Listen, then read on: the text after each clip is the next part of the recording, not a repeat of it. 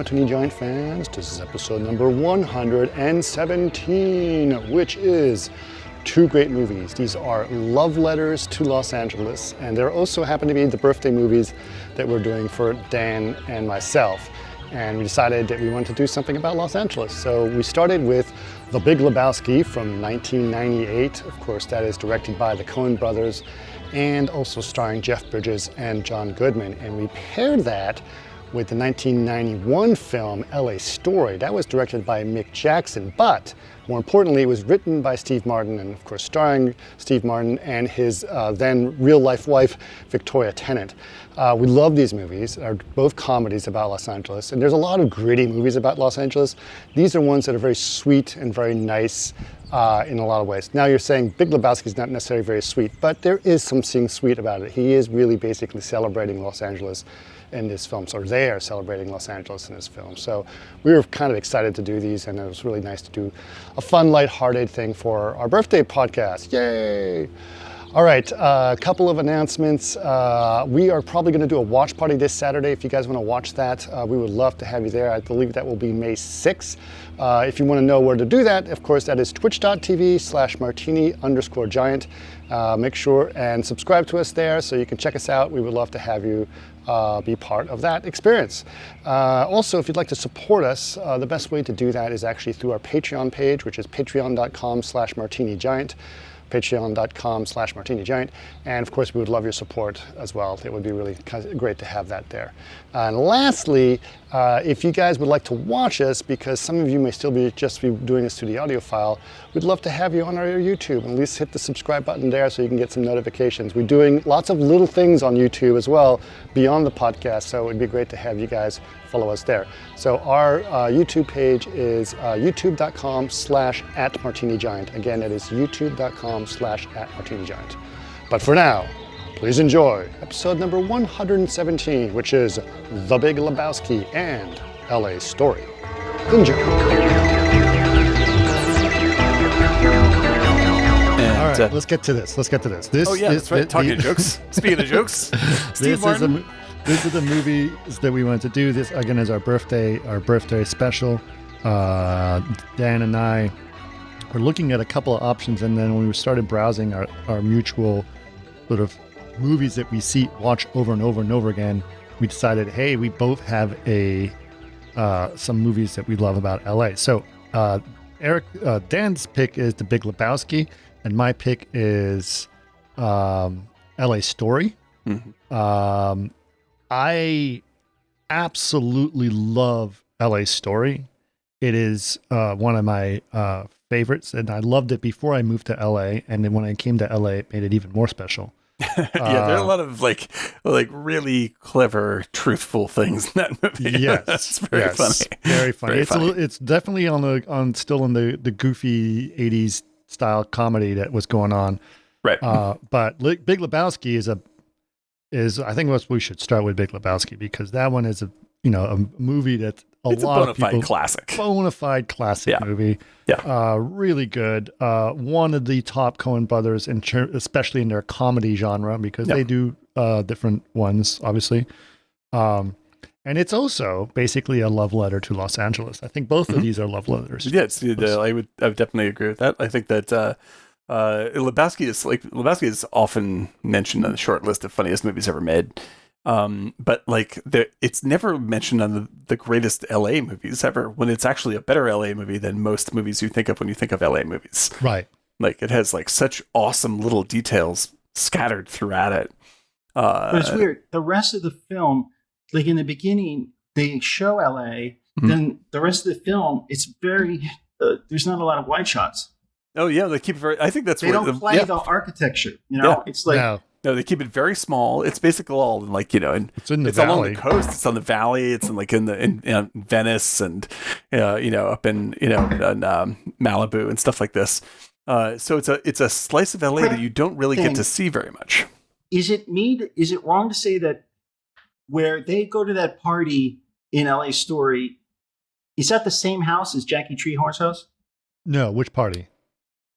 In LA Story, they go to a party and then they sneak out and have sex. No, that's not the same house. Okay. That's it. But your friend made a model of that house. What is that house? The Jackie Treehorn house? Yeah. I forgot the name of the house, but yes, Bertrand made a 3D model of it and some incredible renderings. Yeah. That's a great house, man. It's like, yeah, so I actually, he was kind enough Yeah. to send me the model because we were using it for doing some testing in V-Ray. But so I have that whole thing. It is a very, very, very famous house. Yeah, it's funny as hell. Got the name of it, but you can look it up. And yeah, Bertrand Benoit did some amazing renderings. And I used it to do some demonstrations of V-Ray GPU. Believe it or not. That is the Sheets Goldstein residence. Yes, the Goldstein residence. There it is. Right. And if I'm pronouncing that correctly, that is, and it's like I love that house. It is perfectly pitched on like the border of comedy. It's a beautiful example of its design. Yes, and all they had to do is just put a little Jackie Treehorn on top of it, and then everything becomes hysterical. Right. Yeah, it's totally great. But like those couches are like they're all built in, right? It's all built into the architecture. Yeah, it's straight like up in the there. whole architecture, and that was very big in that time. Yeah, I love that time. But I love that design of that time period. Yeah, it's so much fun. The mid-century time period is incredible. Yeah. So a lot of things were built in, like furniture is built into the architecture in a lot of ways. So which is kind of incredible. I don't remember which house that is in the LA Story. I don't know if that's the Case Study 22 house or not. I will tell you this: if you guys remember seeing Galaxy Quest. Yes. Galaxy Quest, when he's passed out in his house and the aliens show up to pick him up, that's at the Case Study House 22, which is an incredible house. And I've been to that house. That's the one up overlooking on the Hollywood Hill, yeah. Yeah, that's also in the first episode of Columbo. Is it? That's great. It's a very, very, very famous house. Right. And all the houses, all the furniture in there is like amazing. It's like also perfect. A famous photograph. Yeah. What the name is? Something. Julius Schumann. Julius Schumann did like one of the most famous photographs of that house, and it's incredible. Eric, if you find that picture, can you find it right now? Put it on our chat because it's incredible piece of architecture. But I went to go see that house. So it's about talking about our love of Los Angeles. So this is totally still fits in this situation. Good. Keep going. Hey, it's our birthdays, man. It's I don't give a shit. Right. So I went. We were going to do a commercial. It was when I was at Sway, and the owner of Sway was Mark Glazer. And we're going to do a commercial for some champagne thing, right? And so we needed to find this really beautiful piece of architecture, which had, windows to the outside so you could see the city, right? That was the idea. So it was going to be, the theme of it was going to be that the wire things of the champagne come to life as little characters and start dancing. I see. Right. And they're dancing on the tabletop, but you can see in the background out of focus, the city of Los Angeles or whatever. Right. And so we had to find this right place. And somehow the location scout was able to get us to go see Case Study 22. So I was like, I get a private tour of this residence. I was just so excited. Right. Yeah. But go in there, we get inside and we're looking at it. And then Mark says, well, all this furniture is really old, so we're going to have to get rid of that. It's like, you can't move a single freaking table in here. Nothing. It has to be exactly like this or it doesn't work. You are an idiot if you think you're going to put in some big fluffy couches in this house. Come on, man. It's the whole thing. It's the whole design. That's the whole idea. Exactly. And I was so upset when I heard that. I was like, oh, you're an idiot. What are you doing? What are you doing? Yeah, there it is. Julius Schumann. That's the scene from the Allen movie with Max von Sydow as the saying like, you can't buy art by the yard. Yeah. This was Hannah and her sisters. Hannah and her sisters. Yep. Yeah, this is the very famous photograph from that I was talking about, Eric. That's the one because it's the women and their very pretty dresses, and she's over the cliff through the glass. It's absolutely incredible. Right on. Julius Schumann. Yeah, but I was at that. Yeah, that house is incredible. And it still has all the same furniture in it that it had from these photographs. which is cool. Okay. Is that also the, I can't remember. Is the house in Heat this house, or is that the one in East LA? That's The one in in East LA. Heat house? No, That's not the Heat that's house. not this house. Because it has the same like cantilevered. Yes. No, look. that's Because no, not De Niro's house. I'm thinking of Danny Trejo's house, which is on the hill. I know what you're talking about. Yeah, I don't Yeah. think it's it's not the same one. And then there's another. What's the other house that's a cliff house is in? Lethal Weapon 2. No, is Lethal Weapon. You're right, but the one I was thinking of is Get Shorty. Oh yeah, that's right. Yeah. Still a good movie. That's a fun movie. I like that I movie. like Get Shorty. I haven't. That's another good. LA, Yeah, so we should go with them. Did we do Get Shorty years ago? We haven't done Get Shorty. That's on the list. That's a pretty good one. That's a great. Yeah. All right. Now I'm sure, I am almost positive that everyone here has seen The Big Lebowski, but we were going to talk about it anyway. It was interesting. Brady had not seen it. He saw it yesterday. He's heard so much about it. Well, this is one of those movies. It's like 2001. Anyone who sees 2001 today is like, I have already seen all of these images and other things. I mean, it literally opens with, "Where's the money, Lebowski?" Where's the money, Lebowski? Well, that's not exactly true. It opens up with a beautiful wide shot of Los Angeles, and what's his name? What's the guy's name? The actor, the cowboy there. Yeah, Sam so and so with the big mustache. Elliot. Yeah, Sam Sam Elliott.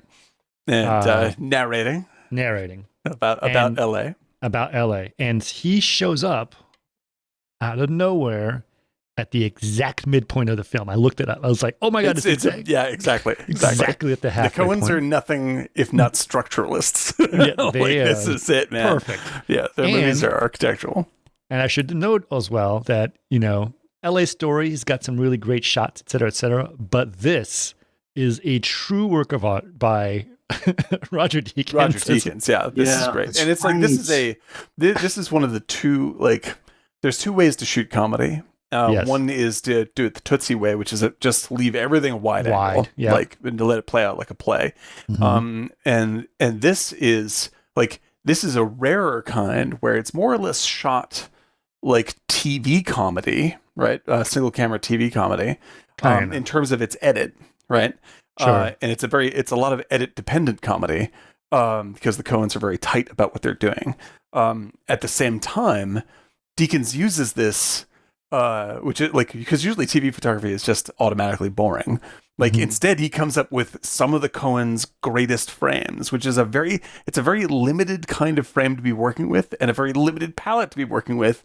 And it's not meant to be a pretty movie because that would be distracting from the comedy itself. But he makes it pretty and hilarious at the same time. Exactly. It's right? very subtle, but brilliantly done. The scene behind me, which is I said is one of my favorite scenes of any movie with the Jesus, right?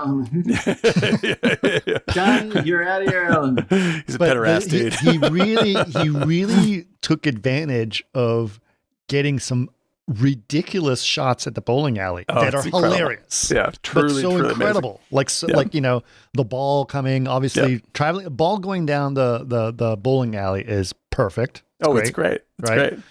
But also he'll be inside the ball, which is also weird. Yep, the big rolling bits. Yeah, exactly. I mean, but even like the frames of them just lounging out and sitting, like, it's a beautiful frame. Like, these are like just the stillness is beautiful. It's incredibly well staged.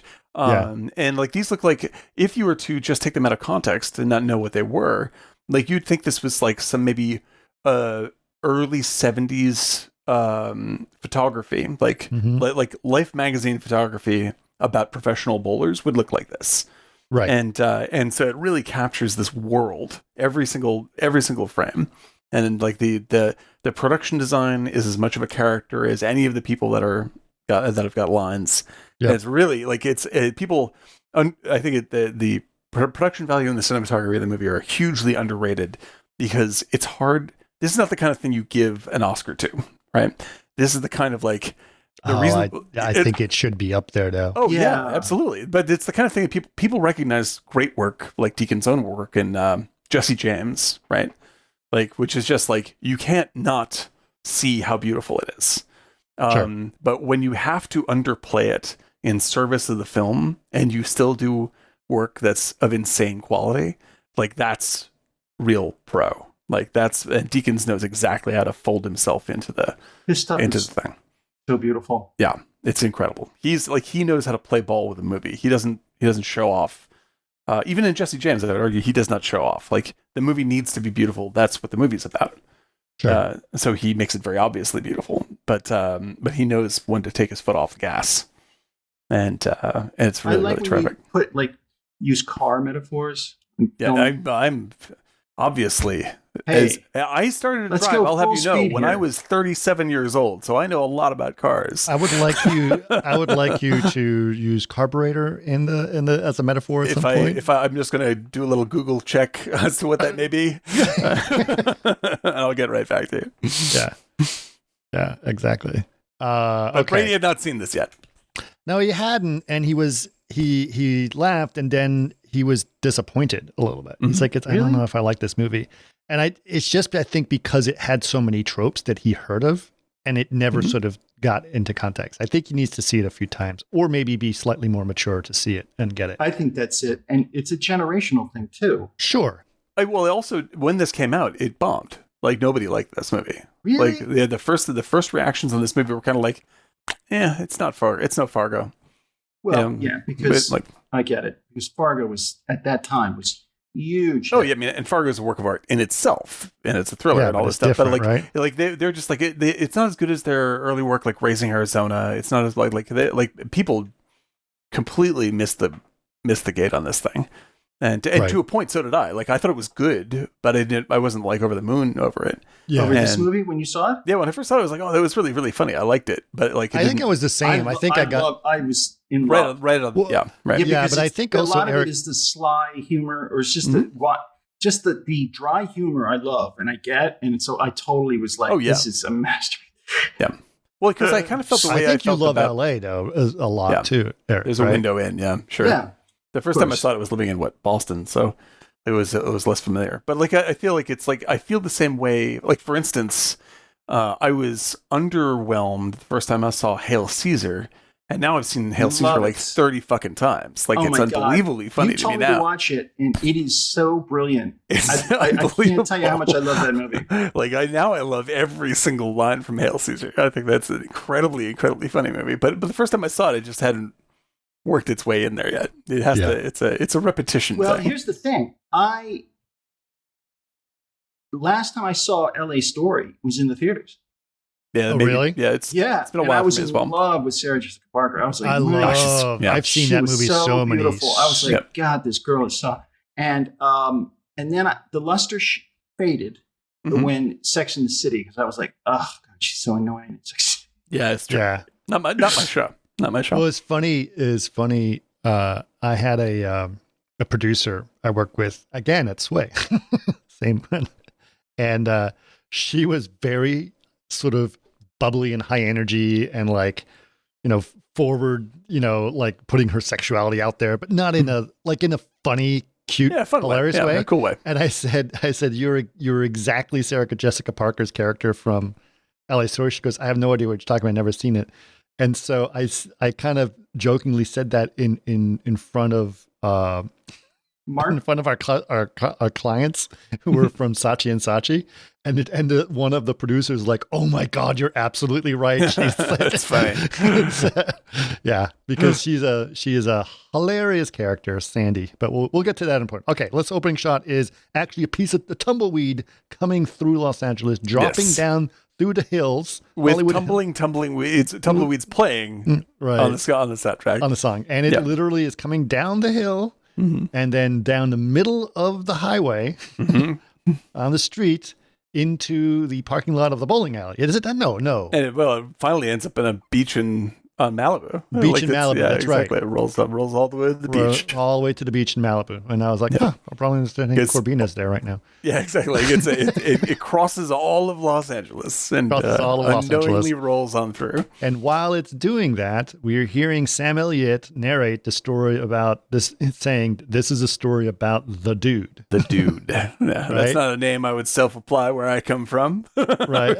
Great line. I don't know if too many people know that. Dude is actually cowboy slang for moron. Right. Like in the olden days, if you called somebody a dude, you're calling him like that's That's why they call them dude ranches, right? Dude is dude ranch. Yeah, these guys dude ranches don't where know anything. Novices, people who don't know what the hell they're doing, go there Really? to. Yep. Yeah.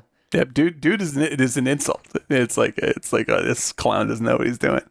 Yeah. Yep. Dude's what's the movie I'm thinking of? City Slickers. That's a dude ranch, right? That's a dude ranch. Yeah. Right. So anyway, talking about the dude. And the dude, then as he continues to talk to him, you see Jeff Bridges walking around in his bathrobe, and was he wearing slippers or plastic sandals? Plastic sandals at a Ralph's. At a Ralph's and shorts and a It's such a stained beautiful t-shirt. shot, and you just pull up to him. Now, what's So good. amazing about that Ralph shot, because this was shot in 1998, that Ralph's look and the milk, the half and half that he gets, it looks like it's today.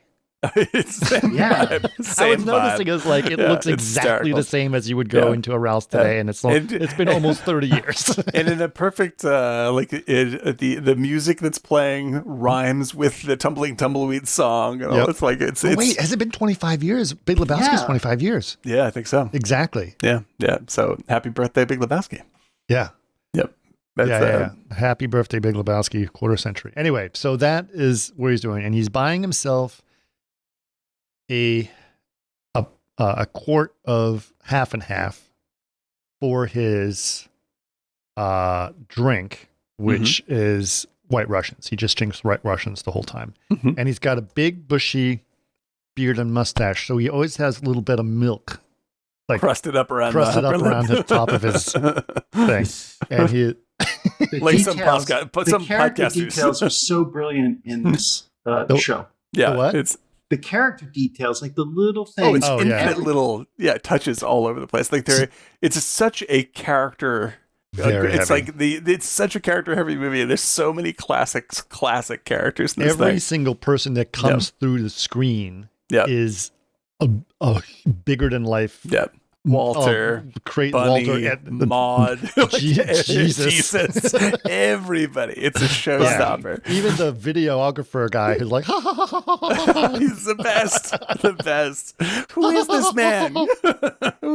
Who are these guys? Oh wait, he's also in the season 3 of the Fargo TV series. That's David Thewlis is his name, and he's a terrific character actor. You will see him if you ever want to see like a great movie that will offend plenty of people if they watch it. Is called Naked. Mike Leigh's Naked with a premiere performance by Thewlis, and he's fucking insanely good. Incredible actor, great actor. And now he's sort of settled into being he's like the charming old man kind of personality. But when he was young, he was a fucking hot ticket, man. Unreal. Like he's in. If you saw the 3rd season of Fargo, he plays that weird con man. I haven't seen the 3rd season yet. I liked the 1st season. I got hung up on the 2nd season. And I haven't continued yet. Don't get hung up. I won't. I'll keep going. Don't hang up. We need you on the podcast. Yep. Okay. Keep on chopping through. Okay, so where was I? But Brady thought it was a little too much of it. He'd seen too much of it before. Was basically his takeaway. I don't know if that's what it was. I mean, he started really laughing every time he said "Shut the fuck up, Donnie," because that he thought was funny. Yep. It's a totally also a generational thing too. It could be. I think that's kind of true. I mean, the thing is, like when I think of like, I don't know, because like he could have just not seen it in the right circumstance. He may need to see it another time. Yeah, and it may grow. Like, but I hear what you're saying, Eric. But it was just like, and I think like there's something to be said for the fact that like I don't know very many people, let alone young people, but like I don't know very many people whose appreciation of anything earlier today than today is very large. like things that are happening now are interesting, and things that are. I mean, I'm saying this about like 50-year-olds. I'm not saying this about like the young kids. I'm just like people's sort of cultural window has closed substantially in the past few years. That's very true. And so I think that's it's like we're in a very specific moment when it's difficult to be in a mood to appreciate things that are of an older vintage. Whereas like when I was growing up, like I was watching comedies from literally 20-30 years before I was born, easily, all the time. Well, so is he, right? Right, I mean, exactly. No, he's a great example of like, because of you and introducing him to new stuff, and he's a very open-minded kid. Sure. Yeah. So like, I completely appreciate where he's coming from. What's interesting is that he's got a friend of his who's a massive cinephile because his father's a director, right? Mm-hmm. And so this kid, I mean, I like what he's doing, but it's about, he likes to watch a lot of very interesting things. So, but is that Brady coming home now? Oh, it's Karen. That kid likes to watch like everything, right? Like Silence of the Lambs, like Seven, and all that stuff, right? And Brady's like, not interested. Sure. But I also think that kid also likes to watch those films because he says, I watched a film that's, normally not seen by, so that's kind of like a brag in a way. Yeah, sure. I'm much the same way. Right.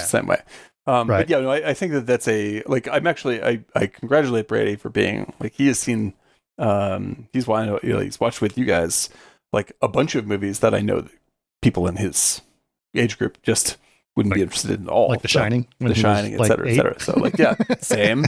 Like about all sorts of comedies, all sorts of things. Like, and the fact that he loves Frasier already puts him on the taste radar. Yeah. It's the wit. It's the subtle wit that he likes. Right. Whereas I also think that Big Lebowski has that subtle wit, but it's buried beneath very obvious broad jokes, like loads of them. And also a lot of foul language. Like, a lot of foul language. That's true. Okay, so he buys the milk. We're still at the first scene. This is how it goes, guys. He buys the milk. He goes to his house, and he's sort of skipping along. He's got a really beat up car. By the way, did you know that they were supposed to explain in the movie how he still has money and no job? So really? Yes. So apparently he inherits money from residuals from the guy who invented the Rubik's Cube.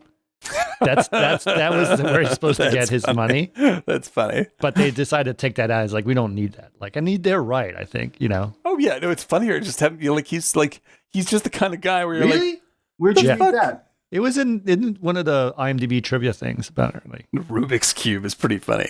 But like, I like it being sort of mysterious because like you do go like, how does he live? But I know people like this. Yeah. Yeah. So it's sort of a like mystery. Kramer from Seinfeld. Like, he's like, what the fuck does this dude do? Has he have an apartment? Yeah. No, it's like, and the thing is like, the dude is like, what I love about the dude is like, he's become an icon of Zen, right? It's the sort of the dude abides, right? The dude is the least fucking Zen character in this movie. Right. He is wound up in a high anxiety situation the entire time. Like he is wound tighter than Walter, and Walter is ready to pop. Right. And the idea that he is like this completely... Donnie's the most chill of all of them. Donnie is the Zen one. That's what I was getting to, man. Donnie, like I said before, Donnie is the hero of the movie. Yeah. Like he's not getting mixed up in all this bullshit. No. Like the only time he is stressed out is when his friends are immediately in danger. Right. And that's too much for him. Right. But the rest of them, he's like, Everything is interesting to Donnie, and he's always smiling. Right. Which is what the dude should be doing if he's actually a Zen character. But in fact, he is a character that you tell a Zen story about, which is right. Which is how you introduce him through Sam Elliott. Yes. Right. Right. And that's the Zenist, most calming exactly. voice. That is the voice that you want to lullaby from, right? Yeah, he is fucking hysterical. I ain't seen no queen in her goddamn undies. I ain't seen no queen in her goddamn undies. Yeah, I've seen everything. I've seen things every bit as stupefying as this language is perfect. It's like perfectly ain't never charming. been to Paris, France. It's so good, so good. And he's been playing that character for a long time. Oh but, yeah. What's your arguably, favorite that's it. Sam Elliott character? This is one of them. I think This that's is way definitely up there. Yeah. And he's not in there for very long. No, it's Very a little. perfectly. It's like he's. I always remember him from Mask. Oh yeah, he's very good at Mask. Very good at He's Mask. a very good actor. You know, he's very. I remember range. the one I always remember him is Thank You for Smoking. That's right. Because I he's like forgot that. literally is like That's you right. could not have picked a better Marlboro Man. Oh, Roadhouse is a good one, Jason. Yeah, Roadhouse. Yeah, that's nice. Yeah. And I'm actually a tremendous fan of the new Star is Born. I thought that was an extraordinarily well made movie, and his story, the relationship he has with Cooper is terrifically drawn. But like as far as an icon goes, it's hard to beat the cowboy in Big Lebowski. Like that's the thing he will be remembered for. And I'd venture to say that's the part he's gonna ride into the sunset. Every time you see him on like the cover of like fucking Cigar magazine, like that's the image he's selling. Like, Really? Cigar magazine? for sure. Yeah, that is his vibe. Okay, so Was he really on the cover of Cigar magazine? I'm gonna venture to say yes, but I don't know for sure. I would say fine. more than likely he's on Guns That's and Ammo funny. as well. But I mean, like he's been he's selling not on this. Guns and Ammo. He's actually a real soft-spoken guy. But he's been plays up that shtick quite. Speaking of quite which, strongly. I got to tell you, it was really kind of terrifying today. I had to charge my car. I was like, I might as well charge my car because I was driving by a supercharger station on my way home. And so I go to there and park. And in the parking lot where I'm charging my car across there is a whole bunch of Trump supporters gathering to do a protest. No. And I was just, Did you get I was like involved? getting nervous. Like, and it's just all these giant flags, a lot of nasty things written on t-shirts and flags. Nice, that's great to hear. And it's just so, and the amount of swag these guys have, like, I think he just wants to make money off their swag. Yeah. Yeah. Yes, that is correct. I'm doesn't gonna, actually I'm gonna care go out about- on a limb and say he's a fucking scam artist. Oh, yeah. Like that is what his actual goal is. Like he's a snake oil salesman. That's all Yes, he is. absolutely. Doesn't make any difference. He's just Anyway, always a Trump Guns and Ammo. stakes. So I stayed in my car. I did not go outside. It was a little, and they were blaring country music talking about Trump. I didn't know there was a whole bunch of country music written about Trump. Yes. But no, All right. and not to. I don't mean to. I hope it wasn't slamming Sam Elliott. I love him, and I think he's actually a very like. He seems like a very nice guy. Eric and I met him. Yeah, he seems like a very. We worked on a kind movie guy. with him. Yeah, was he a nice guy? He's a very nice guy. I he believe came to a screening room to see some shots we were doing on Ghost Rider with his daughter, and his daughter was very attractive, very nice. Comes from good genes. I understand Good that. genes. Right. Yeah, but he seems like a genuine fella. So I definitely Very appreciate genuine, him. Yep. and he does have a a deep It's, voice, but a soft voice. Like Yeah.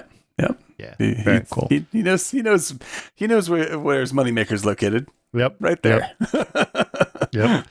So, That's right. So when when Lebowski comes home, he is immediately attacked by two guys who grab him and shove his head down the toilet and yell, "Where's the money, Lebowski?" Which is everyone where's knows the money, that. Lebowski? Yes. Everyone knows that, right? And so as he does that and spills the milk, it's kind of gross. His apartment is a gross apartment it's owned nasty. by a bachelor apartment, right? The slovenly bachelor pad. Right. You know exactly what that place smells like. Yeah. It's like unwashed dishes, a little sweaty. The toilet seat just looks just kind of gross, and everything is kind of Exactly. bad. And his head is going down that toilet, so it's not really cool. Maybe it's down in there. Give me another look. Who are the two Splash. guys? Wasn't one of the guys Flea who beats him up? Yeah. Yeah. Flea is in the movie. He's one of the nihilist gang. He's not one of he's one of the Lebowski's people, but nihilists. he's one of the Okay. nihilists. Yeah.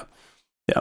The two guys are there. He's the one with the big- one is Asian American. Yeah, but yeah. he keeps calling him the Chinaman. Yeah, which is an incredible running joke about like the about Lebowski, the Big Lebowski, Right. and his own racism. We're is gonna get to that one in a hysterically second. funny. And then one of the best lines ever written is about Right. that. Yeah. Right. And so they keep yelling at him, and he's like, I don't know what the hell you're talking about. Right. Says Yeah. our Does he look Lebowski. like a He's like, I'm millionaire? not the Lebowski. I'm the dude. Right. I'm the dude, man. Hey, and so man. and so they decide to punish him by peeing on his rug. Yeah, right? exactly. And he's really upset about it. And then they realize, like, hold on a second, the two guys who are idiots, like, isn't this guy supposed to be a really rich guy? Yeah. And they're looking around the apartment and are like, Guy's a loser. The guy's a loser. Exactly. What the fuck is this? You got the wrong Lebowski, right? Holding up a bowling ball and saying, what the fuck is this? Because obviously you're not a golfer. That's one of the best lines in the movie. Oh, there's so many golden. Endless. This movie is just fucking endless. Like, it's just so many good lines in this. Yep. And so right. And so then at this point, they leave him. And I think the next scene is he goes to the bowling alley, right, to meet his buddies, yeah, he goes to see his buddies. So this is now we're introduced to Walter and Donnie, right? Yes, who are his teammates on the bowling bowling league, right? Donnie's incredibly sweet, not particularly bright, but incredibly kind. Bright. Yeah, and Walter is a Vietnam vet who is wound up to such an extreme. He is looking for an excuse for violence. That's what Walter's all about. And Walter is played by John Goodman, and Donnie is played by Steve Buscemi. Steve Buscemi. Thank you. Yes, Steve Buscemi. Yeah. And Walter, the dude is explaining to Walter what happened, and he's like, man, that was my rug, it really tied the room together. And the dude is not intent on doing anything about this. He's just sort of like pissed. He's like, nah, it kind of sucks. And he explains, like, there's another Lebowski. There's another Lebowski out there. Right. And it's Walter who gets him all revved up to, like, you gotta get your money. Walter wants revenge. Yeah. Yes. Always wants revenge. Yes. Even if it's for someone else. He thinks the world is incredibly unfair, and he's there and owes him big time. Like, even if it's somebody else's fight, doesn't matter. He's just like, you're doing it wrong, you have to do it this way, blah, blah, blah. Dude, this is the only simple way. He just wants to be in charge. Yeah, absolutely. He wants control. Just being the head, like an older brother. Exactly. Right. He wants control over his life, which he doesn't have. And it's shown that he doesn't have it because he still thinks about his ex-wife and is like, fucking taking care of his ex-wife's dog. Right. And the dude's like, why would you fucking take care of her dog? Like, if she were told me to take care of this Pomeranian, I'd be like, fuck you, board it. Right. But it's got papers. That's got papers, dude. The dog is fucking papers. It's so good. And I love, like, the thing where, like, Walter is Jewish by association.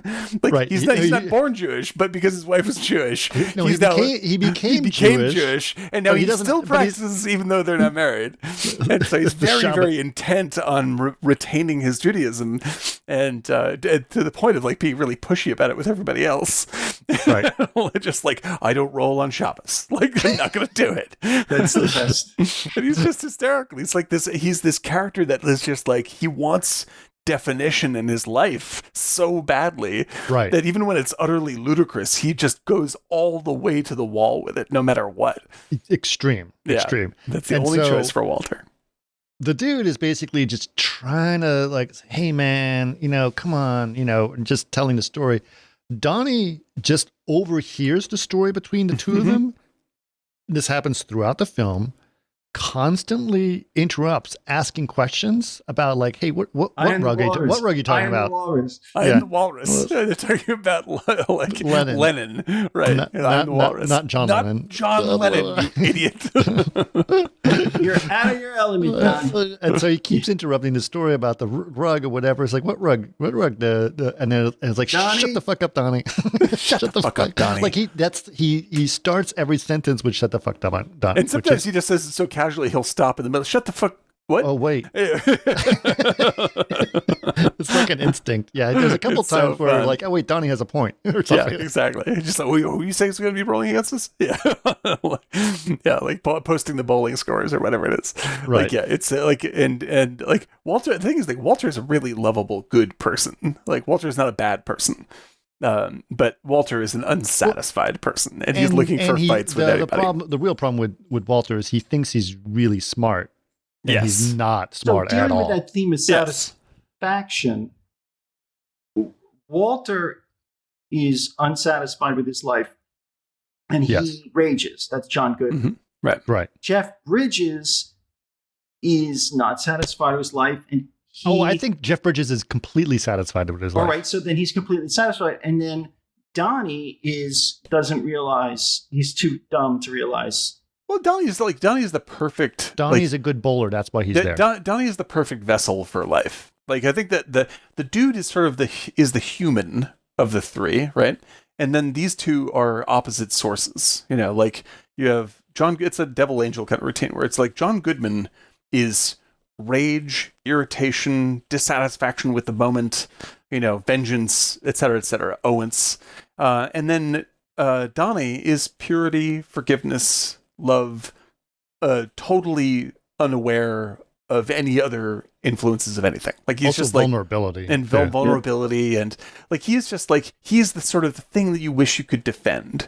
You know, it's just the purity and goodness of Donnie. And he's treated like shit. And he's treated like shit by the two of them, mainly by Walter, all the time. Yeah, but taken for granted, you know, all this kind of stuff. But the dude doesn't do anything to help him either. He just kind does of nothing. Exactly. does nothing. Right. Yeah. And so like the dude is a good guy, but the dude is actually the human person between these two icons. Right. And so he's the one that can be sort of swayed this way and that.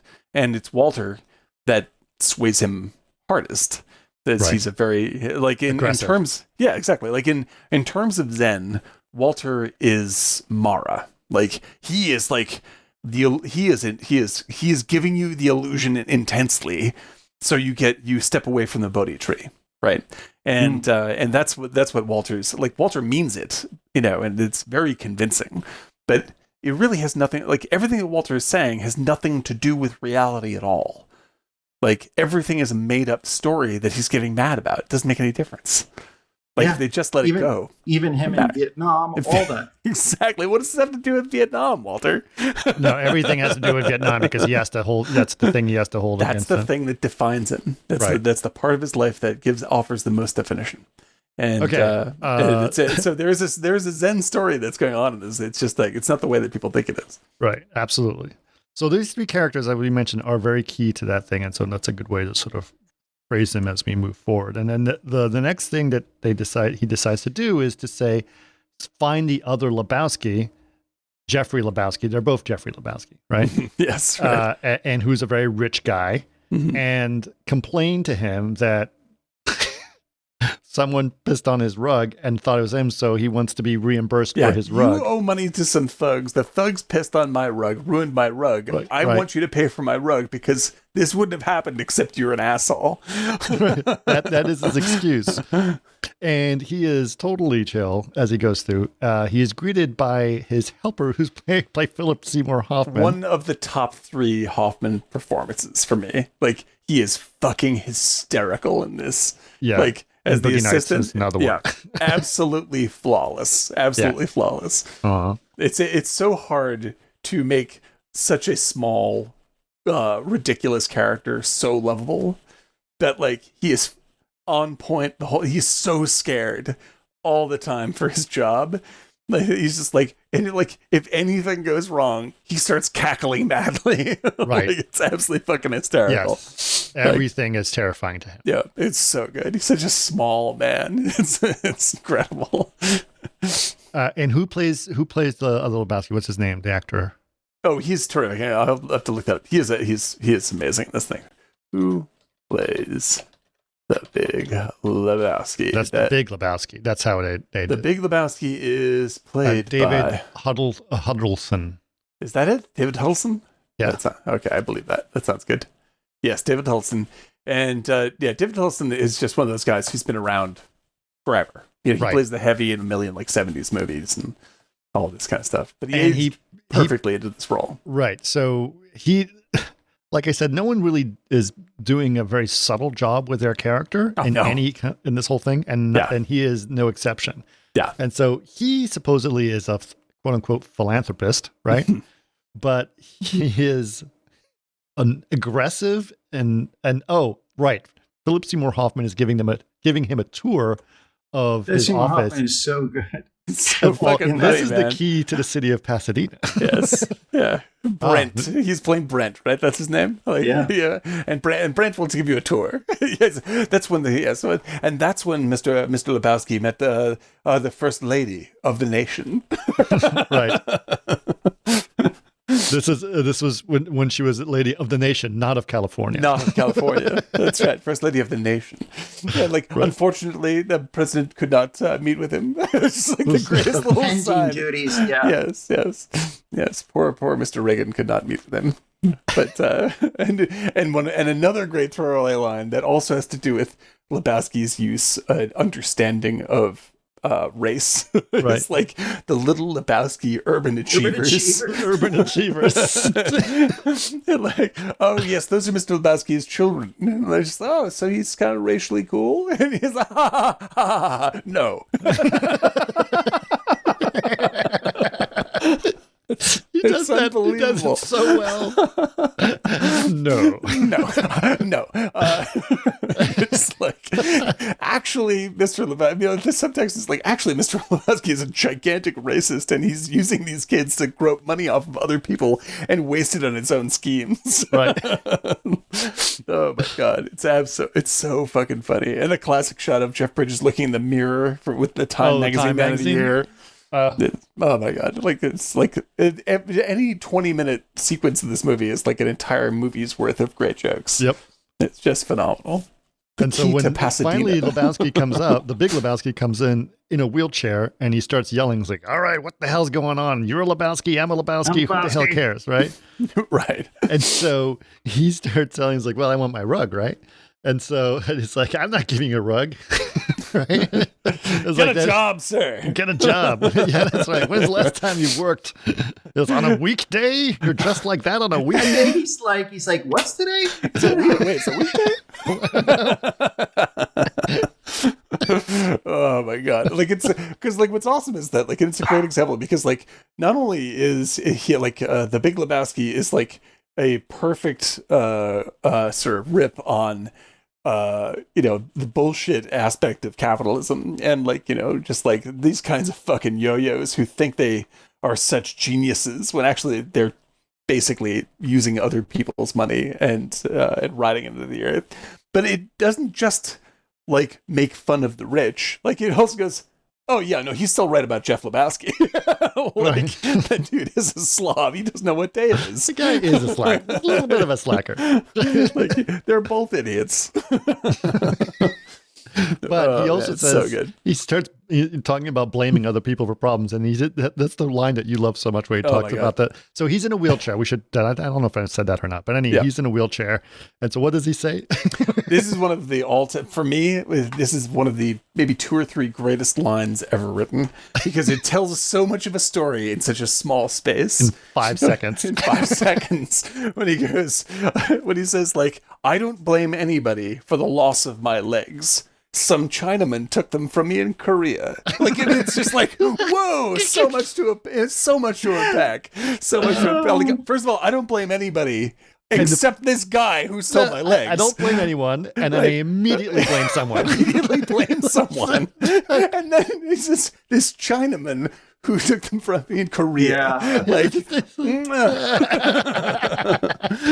if you want to know about a character, there is no denser piece of writing ever than that.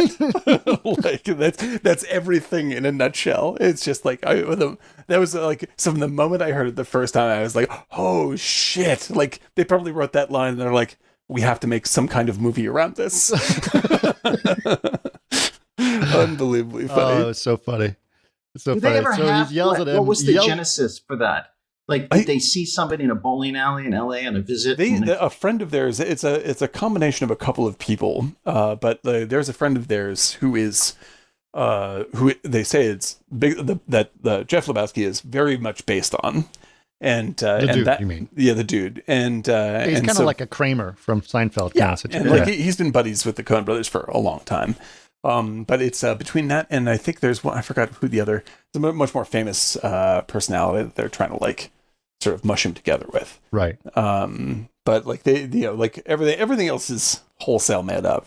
But like the ridiculousness of his life. Good day to you, sir. Good day to you, sir. Yes. I read also another piece of trivia that they the Coen Brothers, whenever he was traveling, whenever they were doing a shot and Lebowski was supposed to show up at a place, Jeff Bridges would say, hey, did Lebowski or did the dude burn one on the way over? And if they said yes, then he would like rub his eye so they'd get all bloodshot. Nice. With his knuckles. So good. So because he really just looks like he's stoned the whole time. And he does, smoke a lot of doobies as he's doing them. Anyway, so what I love about it is that he leaves as the Big Lebowski's yelling at him to get a job, hippie. Yeah, I'm not gonna pay for a fucking rug. Get out of my house. Get out of my house. And so he leaves, and then Philip Seymour Hoffman says, "How did your meeting go?" He says, "He told me to pick any rug I want in the house." It's so good. And he's just the old man told me I can just grab any rug in the house.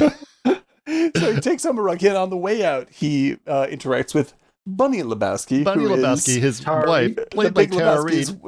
By his wife. She was she on the, like, when she made this, was she on the cuckoo spectrum that she was later? Where she went she was more like, she had her life together. She had a hard time after this movie, but she was a lot of things together. Didn't she? She was in 90210, right? That was her thing. I think that's, right. And so she's very, very funny. And the exchange between him and her and Brent, Philip Seymour Hoffman, is pure gold. Right. And because she's just, first thing he does is she's in her bikini outside painting her toenails green, right? Which is a key plot point, right? Mm-hmm. And then she says, blow on it. So like she puts her toe up to his face, like blow on it, right? And it's like, this is Bunny Lebowski, says Philip Seymour Hoffman, very awkwardly. Yeah, it's just like, this is the trophy wife of that creepy old man. Yeah. And then Peter Sizemore is in the pool. Oh my God, this fucking guy.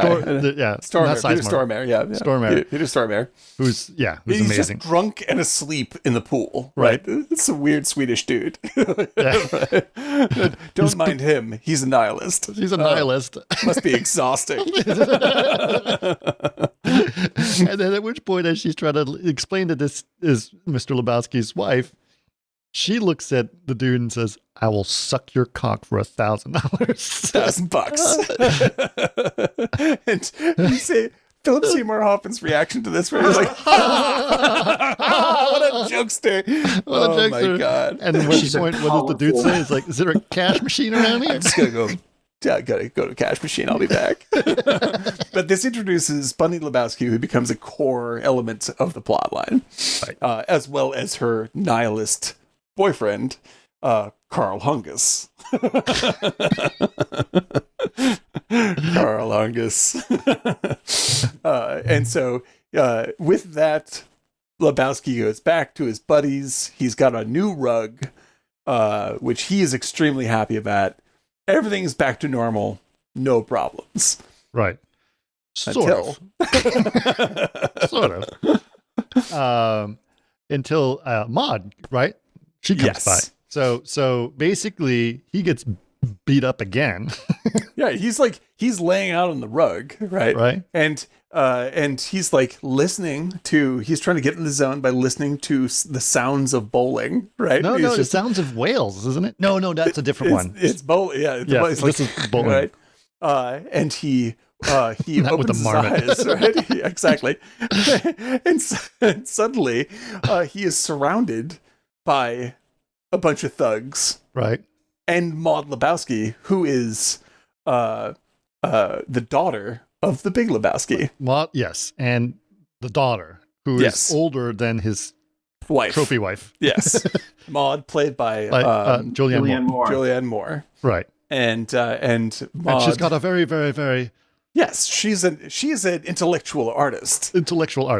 she's a feminist. She's a feminist artist, and she is plugged into the art scene of Los Angeles, and she wants her rug back because she said it was not his to take, and it has some sentimental value for her because it belonged to her mother or something, or whatever it is. Right. And now this is where I want to introduce the fact that there are a lot of Freudian visual symbols in this movie. Jesus. Which is to say, there are phallic symbols galore, starting with bowling pins and bowling balls. And then they literally say things like vagina. all over the place. Yeah. This becomes like a Does that make shtick. you uncomfortable? It's incredible, and the When she rug. describes the porno, it's so great. It's so good. It's too good. It's incredible. But like the rug itself is essentially a giant portrait of a vagina. Like, like it's at least the most yonic design you could possibly have. Absolutely. And like it's the place where the Lebowski is the first time you see him at peace is when he's just laying on the rug. And he's like, this is all I want. This is all I want to be at. This is it. And then Maude shows up and it's like, no, that is my fucking rug. That's and my I'm rug. taking it back. And then when he Beats the shit shows out, up at takes her the rug. place to try to do that, it's another amazing deconstruction, right? Yes. It's a very linear hallway, and he's looking down a hallway, long hallway, at something at the end of the hallway that's lit. He's like, "What's going on?" And then suddenly this weird music, like, you're like, what the fuck is this? What is going on? And then suddenly she appears from above him, hanging Naked from in a ring, in a zip line of some kind. And she's like screaming with these paintbrushes in her hand. She's like a Valkyrie. It's like, and she's like, yeah, she's painting. She's dropping links, Pollock style. Yeah, whipping paint at the canvas, right? Oh. And you can see her art hanging everywhere, and her art's obsessed with scissors. Like big castrating shears are everywhere. It's absolutely fucking amazing. Right. And she walks out, she's putting on her robe, and is immediately very sort of like in charge of the entire scene. Yeah. Right? And like, But she talks about vaginas. Like, does that make you uncomfortable? Yeah, people say my work is very vaginal, and but many men find it even difficult to say. Vagina. Do you enjoy sex, Mr. Lebowski? What? The physical act of love. Coitus. Coitus. The physical coitus. The physical act. It's like, yeah, it's the fucking coitus. hysterical, man. And he just looks at her like, coitus? It's so good. And she explains her into the plot, which is like, her dad is a bum. Like, all of his money is from her mother. Right. Like, he's never worked a fucking day in his life. He's a total sham. He's a total fucking sham. Right. Right. And now he's like, now this fucking, now Bunny Lebowski has been, tapping him dry and all this kind of stuff. And she's a porn star. And she is a fucking porn star, right? Like, and so she's a porn star specifically with Carl Hungus, the dude who was in the pool, right? Yeah. The nihilist from the pool. And the person who makes the porn is Jackie Treehorn. Right. So the key element that's been introduced is he has been invited back to the Big Lebowski's house, right? Well, hold on. So what we've established is that the Big Lebowski is actually a bum. A bum, right? He plays like he's like very important, right? Right.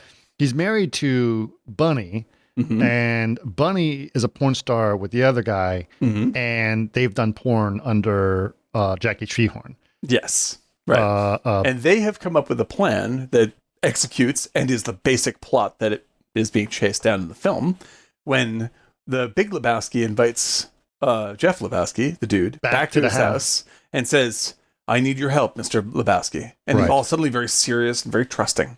And Brent explains he tries everything. To call him. Right. It's not about the wrong.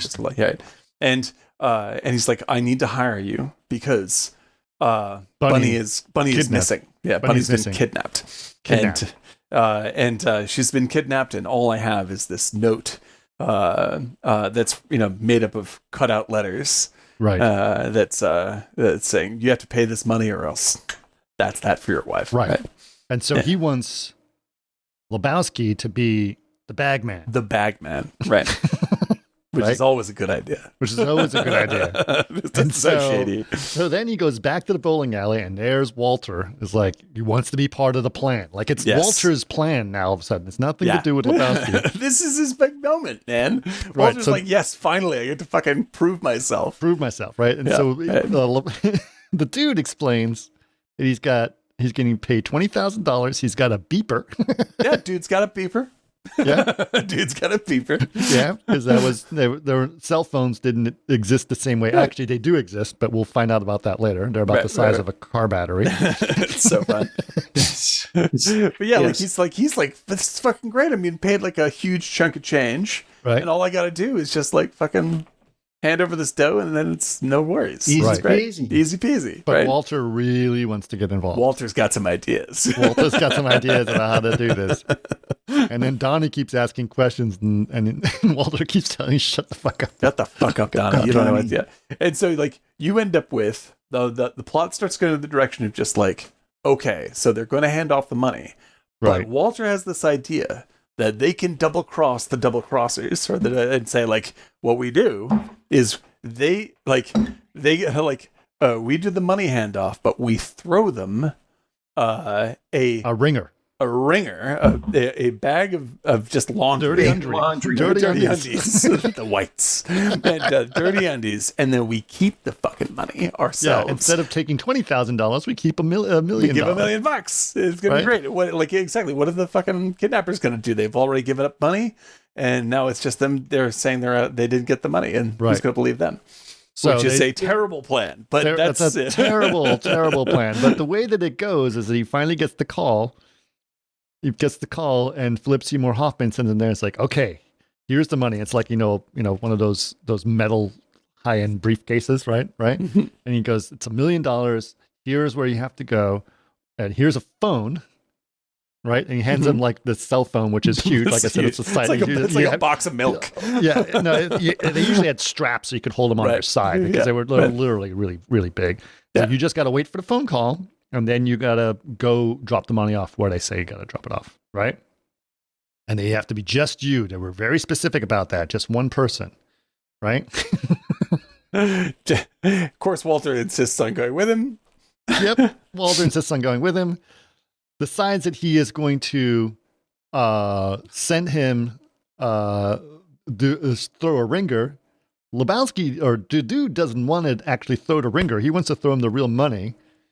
But but Walter takes over, throws the bad bag, right? Yep, the And bag he gets with really- the dirty undies in The it. bag with dirty undies. The dude is like, no, we can't do that, and then ends up crash. Oh wait, and then- Everything goes wrong. Not only that, but there's he had an Uzi with him. Yeah, he Yes, does. because Walter owns a gun shop. Right. Had an Uzi with him. And he tries to go out the window to shoot the guys as they're coming out from under the bridge where he drops the money. Drops the gun, ends up shooting up everything. The It's gun like goes out and he utter fiasco. crashes the car. Yep. And the dude is like trying desperately to give him the real money.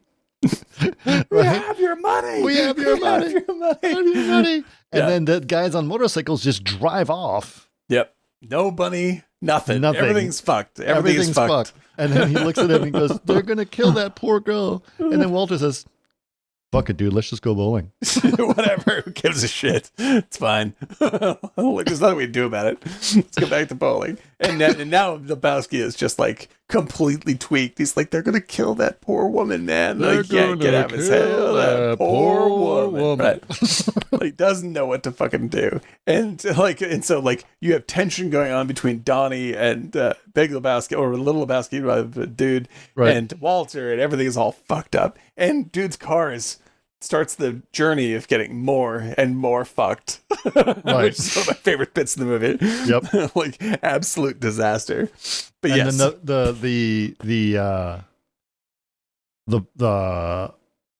the phone is constantly ringing and the dude Yes. isn't picking it up. doesn't know what to do. Doesn't know what to do. I just want to say your wife is Just- probably dead.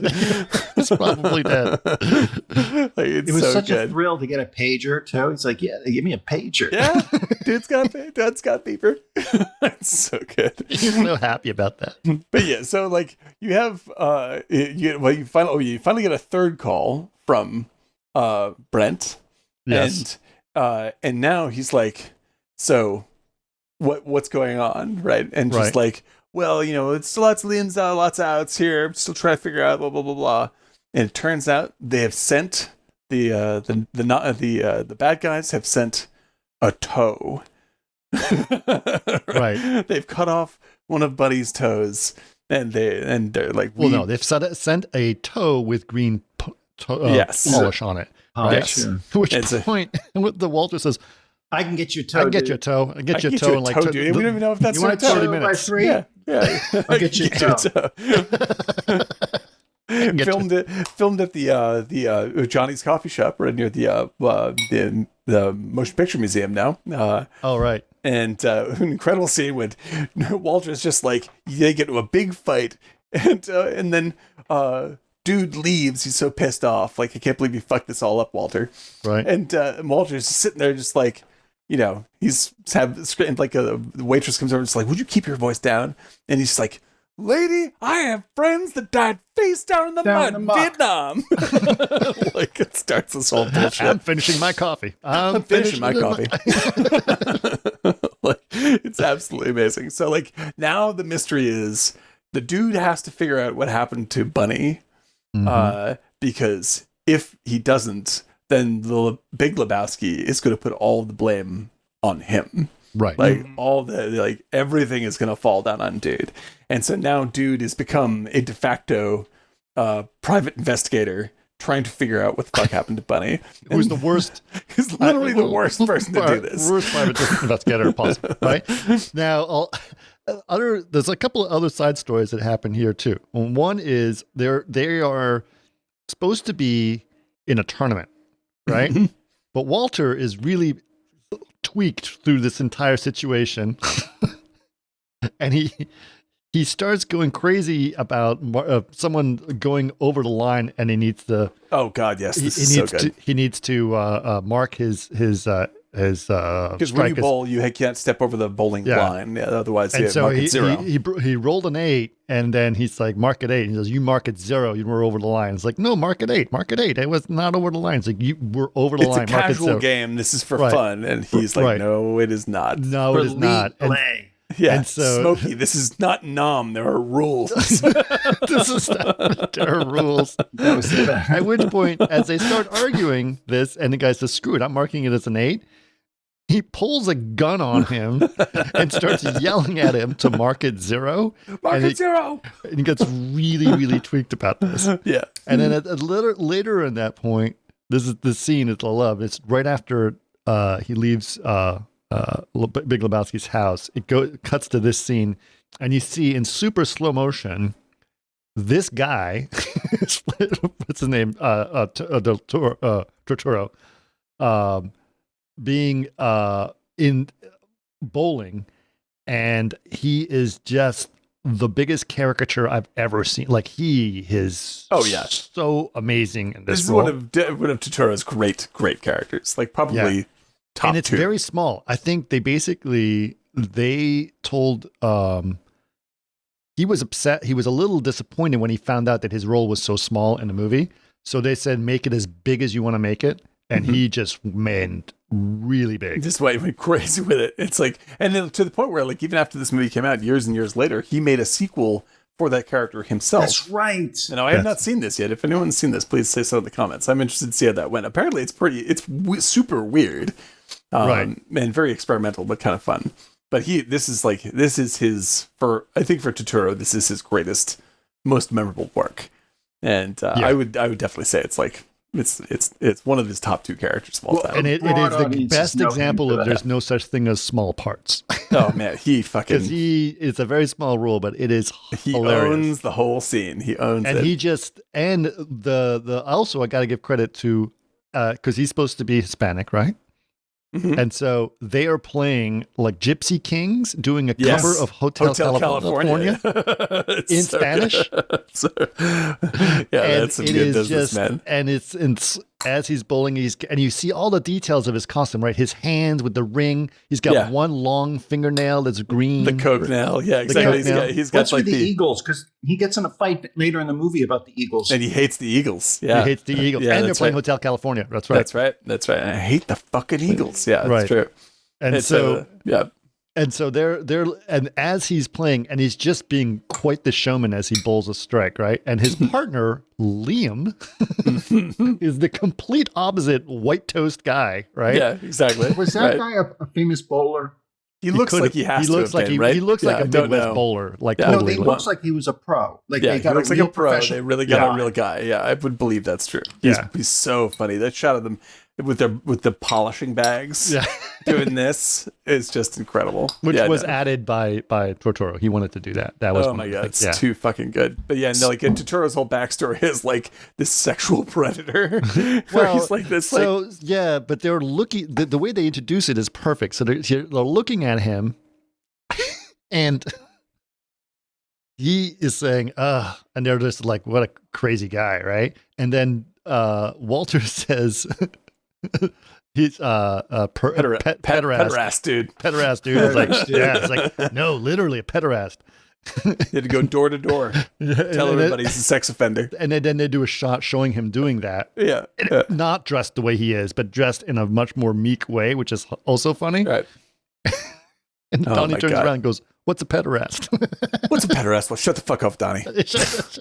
And I'm like, just watching this dude move, because when he's like, because of the gun on the taken out during league play and all this kind of jazz, like they were going to end up going up against these guys in the bowling tournament, right? And Totoro's pissed off. He's just like, "What's this bullshit about moving? Because you won't roll on blah blah blah. What's this bullshit, man?" And like Totoro's whole performance there, when he's like, he's just like, "Well, if you don't want to get fucked in the ass on Saturday, I'll fuck you in the ass on Wednesday instead." Right. And he mimes this, and the way he moves his body is so strange because his chest and head are perfectly still, and only his hips are kind of moving backwards and forwards. It's like a weird puppet. I'm just like, I don't really know how you do that.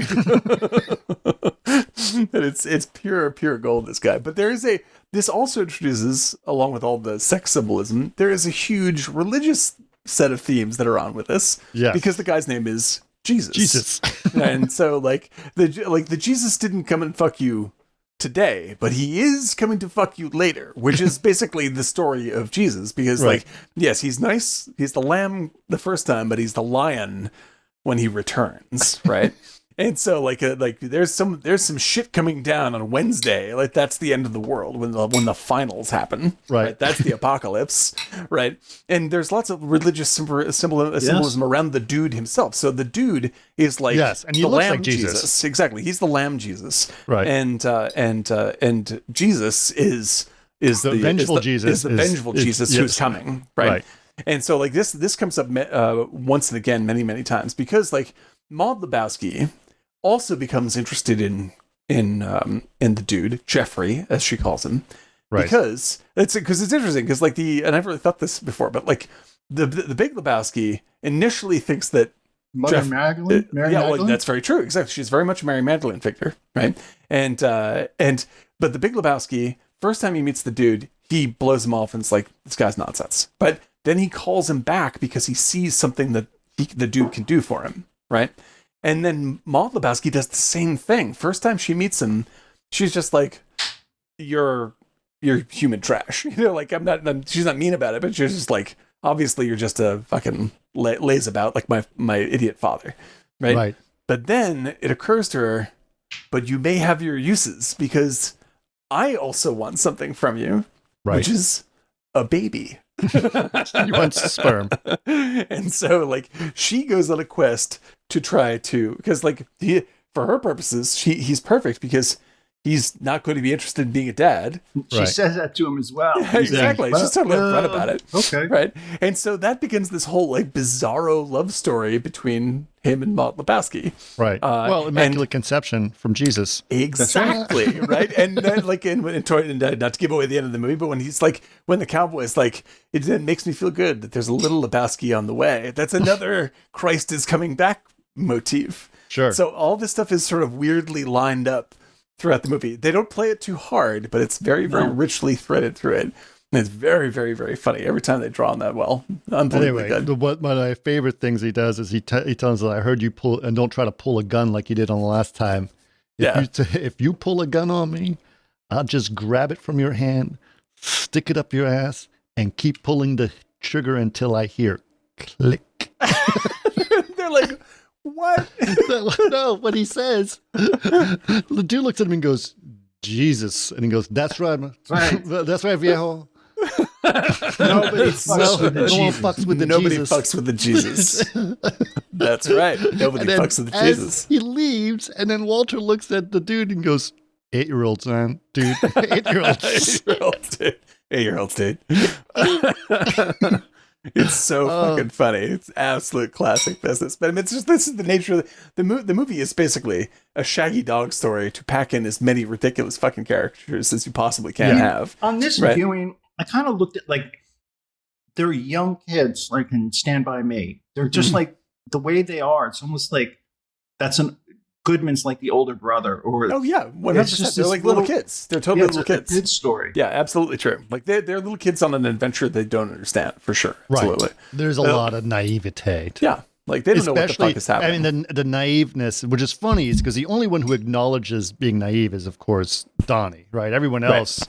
Yeah, Donnie's perfectly aware of his own situation. He just doesn't. Right. It doesn't matter. It's He fine. just wants the bowl. Yeah, right. And it's He just just like cares about the league game. yeah, he just wants the bowl, man. Throwing rocks tonight. You know, that's where he's at, and he's a genuine, kind, good friend who's always there for them, and you know, isn't uncritical and wonderful the whole time. And of course, he gets fucked. But it's just like we'll get to that part. Yeah, but let's actually roll through this because we're running low. We still have much. We're only an hour and a half in, and we still haven't gotten to what happens in the film. Okay, what happens in the film? Okay, so at this point, so we established that she has been kidnapped. There's a tow involved, and the dude is looking out for her. Does he go to? Is this when he goes to the Treehorn's house? Yeah, let's see. He goes to. Let's see how it goes. The threads are. There is looking for Bunny, the nihilists. The dude's car gets stolen. The dude's car gets stolen. And they go after. And so he they're like, she's like, you need to like, they're looking into Bunny Lebowski. She is a porn star, right? Right. And in the scene that Eric brought up earlier, like they watch one of the porn tapes, right? Right. And so like it's Maud and the dude watching this thing, and so it's Tara Reid and her half naked friend are in their shitty apartment when there's a knock at the door for pizza delivery, and this dude shows up in a plumber's costume, right? Right. And it's Carl Hungus, right? And he goes, and the plumber's outfit, a TV fixing place, right? Right. And says, "Mind the dispatcher says there's a problem with Ina Cable." Right. And then Maud Lebowski just goes, "You can see where the plot goes from here. The story's ridiculous." You can guess what happens. And then Lebowski goes, "He fixes the cable." But yeah, so knowing that Bunny is working for Jackie Treehorn Productions, he decides to go to Jackie Treehorn Productions. To his house. Yes, to see, like, this is like, there's got to be a way that we can leverage the richness of Treehorn to figure this scene out. Right. But and as you get to there, it's by the beach, which I don't think that house is actually by the beach. It's not by the beach, but in this movie, it's by the beach in Malibu. This beautiful cove in Malibu, and like this giant, and there's a bonfire going on, on, and there's a giant one of those blankets where people are like trampolining you up, and they're trampolining naked ladies, naked women up in the air, and it's just this. It's very much. It's like hell, and this is the devil. Like this is like this is the Dante's and it really is because of the lighting as well. The lighting is very flame oriented, and the music is what's the word I'm looking for? That's the music from Sexy Beast. Yeah, it has this very primal kind of like when they go underwater to rob and they're jackhammering. That's the song that they use. That's so good, dude. Which is it feels very hedonistic, shall we say? Yeah, it's totally like it's probably like late 60s, kind of like. Right. It's really. I'll have to look it up. I love that song though. It's great. Yeah, right. That's some amazing business, and we have to give it to one of the other great characters in this movie. Jackie Treehorn is played by Ben Gazzara, the great Ben Gazzara, who like is unsung. Like he is one of the great 60s and 70s actors. Right. And you also see him in a favorite of mine and Eric's, which is Buffalo 66. He's amazing. Yep. But you see him in he had a good indie comeback for a he while. was his dad, right? He was the dad in Buffalo 66. Right. But he had a good solid indie comeback for a while.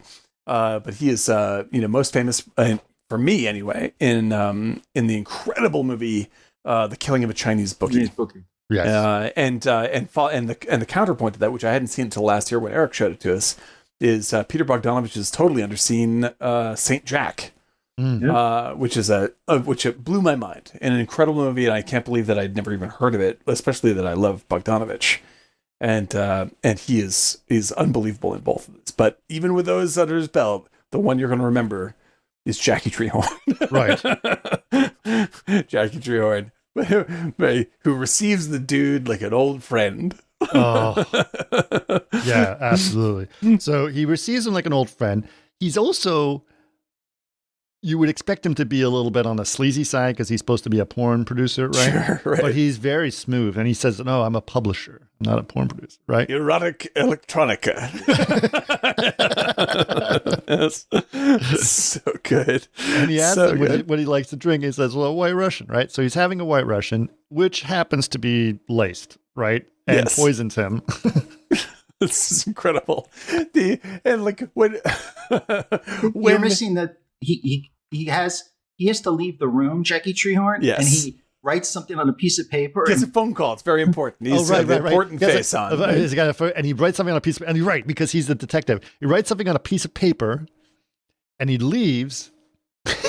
And Lebowski or the dude runs It's like, to this the is piece a of clue. paper. I have to go find out. Right? And then I remember Brady was watching this when this happened. He's like, "Oh, that's smart. That's smart." Trying to figure out what he's doing as he rubs the paper to reveal with a pencil to see what was imprinted on the paper underneath.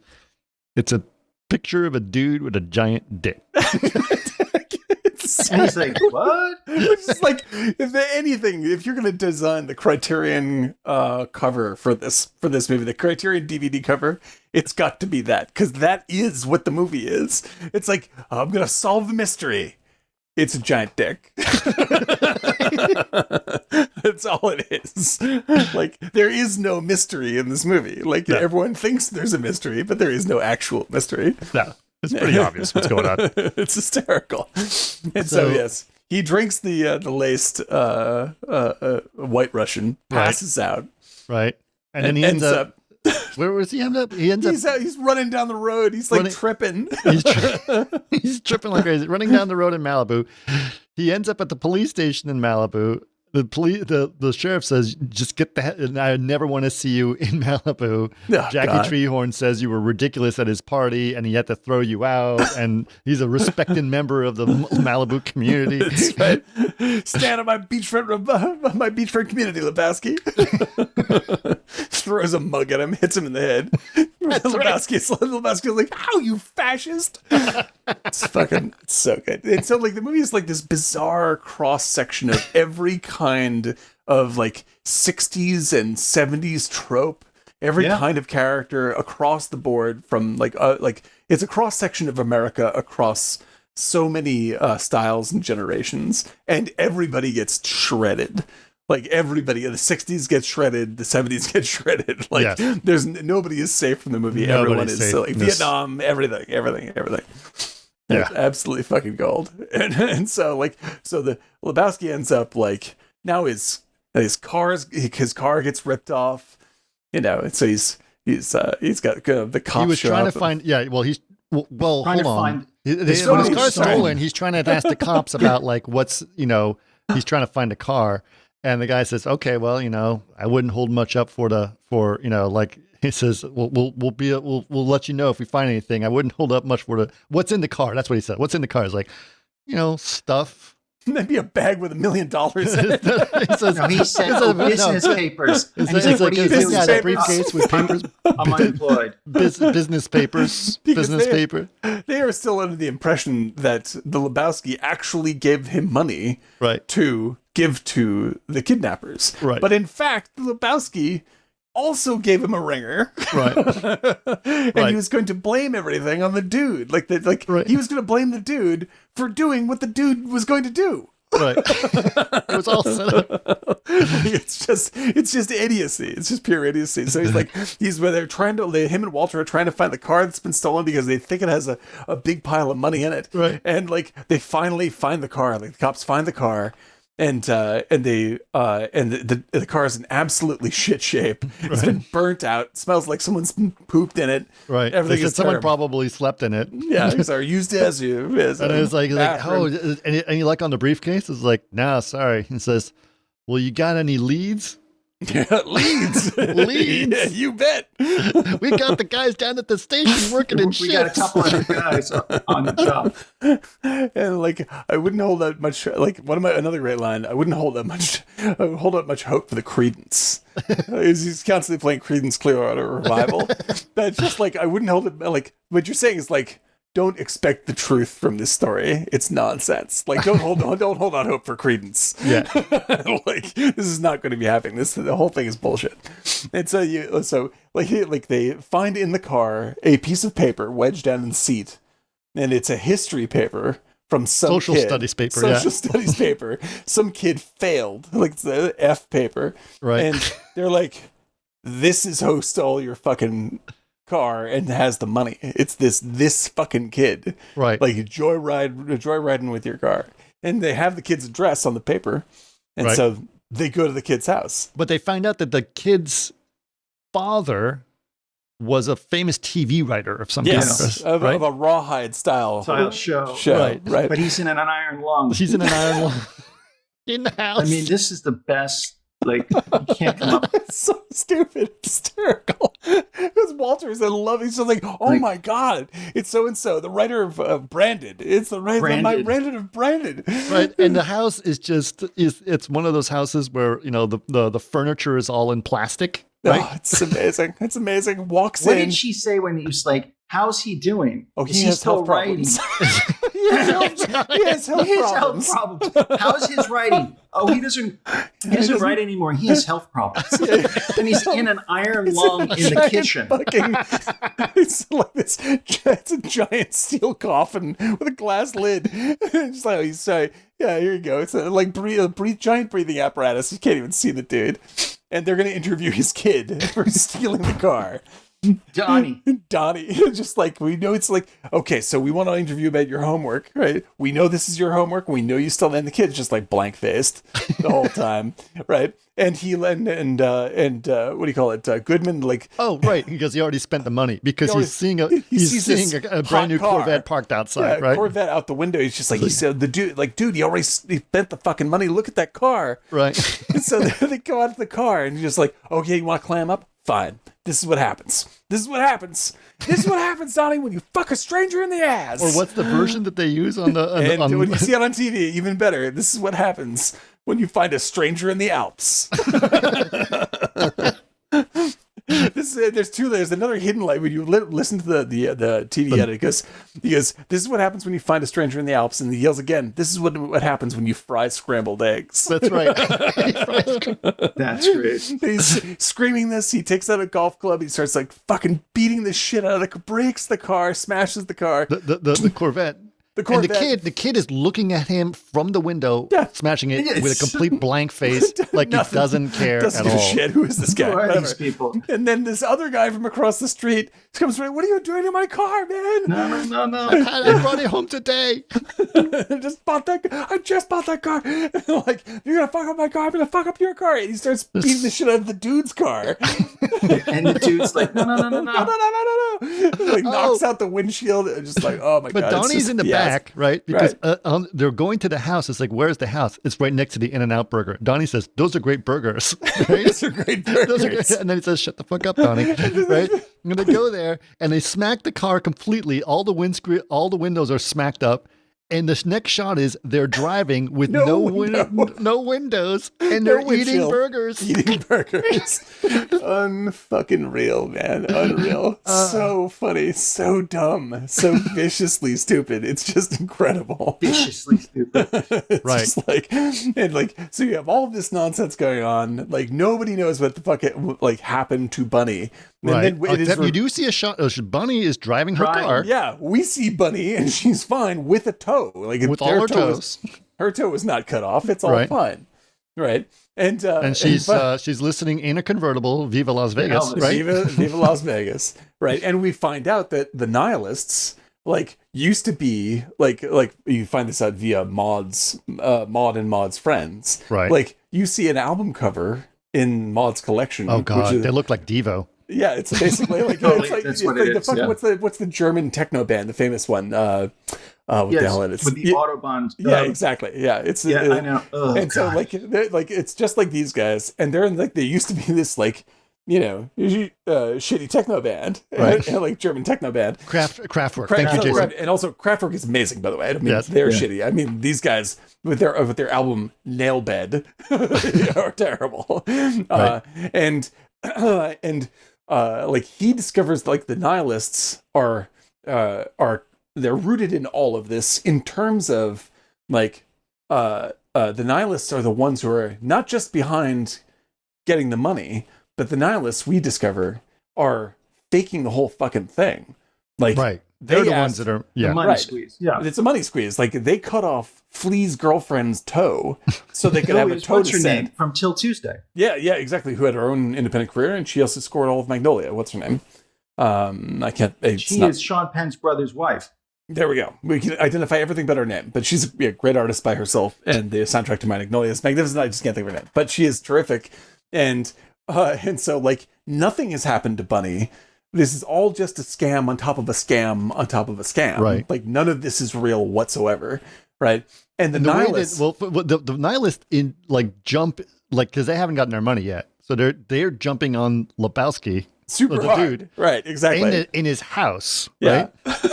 Like, that's how And they but show he is in his bathtub, filled with candles, up. Right. Trying to piece out. smoking a J with tweezers, and listening to a soundtrack of whale songs. It's incredible. And he's awakened from this in the same way that he was awakened from his previous two sleeps. Right. Like when the By the nihilists show up bursts in, with a ferret right. and They drop drop the ferret in the tub. bathtub. Yeah. Oh my What's God. with the marmot? Nice marmot. Like, and they're just like, if you don't get us the money, Lebowski, we're going to cut off your Johnson. Like, I need my Johnson. What do you need that for, dude? Like, there's just too much of this. So, like, they are putting pressure on him. He's figuring out slowly that this is a scam. John Goodman's like, it's all a fucking scam. They finally bring this all back to. Who's the guy? Remind me again. Who's the guy who's following him around? Oh, yeah, that's because Bunny Lebowski's name is actually Fawn Knutson. Right. And Fawn Knutson's parents are hunting for her as well. Right. Right. And so they've hired a private detective, a real investigator. private detective. Exactly. Played by John Polito, who's in a zillion Coen Brothers movies. He's Yes. great. And he shows up and he's just like, you and me, man, we're private dicks together. Like emphasizing even more of the dicks, Johnsons, vaginas, etc. Even when like fucking like Maud Lebowski's just like, you know, how much money you pay in bones or clams or whatever. It's like, Bones or clams or whatever. It's so funny. She's got a very like Frasier Yeah, accent. she has that the North Continental. Atlantic Katharine Hepburn accent, right? Yeah. It's Yeah, it's hysterical. totally that. And so like you're like all that she's like all that nonsense is going on. You have Polito saying like, I'm a brother Seamus, I'm a private dick, you know, like Right. I'm looking for the and it's just like the Fawn Knutson. Here's the case where the Knutsons live. He unfolds a photo. He's just like they thought that this would make her feel, you know, like homesick. And he shows this photo of this like shack house, like an old tobacco farming house in the middle of fucking dead fields. Like absolutely horrible. And he goes, yeah, I don't know. How are you going to get her back on the farm after she's seen Carl Hungus? Which just cracks me up every time. Carl Hungus. Yeah, how are you going to get back on the farm after they've seen Carl Hungus? At which point there was one other thing. I forgot the order, but it's just all over the place. But Maud shows up at the dude's house and undresses in front of him. Oh yeah, she's like, we're getting it on. And he Jeffrey. just does whatever Whatever it appears- people exactly. people tell him to do. Yeah. He'll do it. She walks up, like after he's been beat to shit, she walks up, goes, Jeffrey, love me. Just drops her robe. She's like, okay. But I should note that also the other thing that happens is that he is no wait, hold on. after they beat him up the first time, she insists on him going to see a doctor for his jaw situation, right? And He's a he good man refuses to and do it. She goes, thorough. no, you need to go see this doctor right away. Yeah. And the doctor examines him, and he's examining while he's wearing headphones and listening to music. So he's not even paying attention to his own medical examination, exactly. right? No idea. And at one point it says, drop your pants. It's like, no, I got hit in the jaw. It's like, no, I need to do a thorough medical examination. He's a good man and thorough.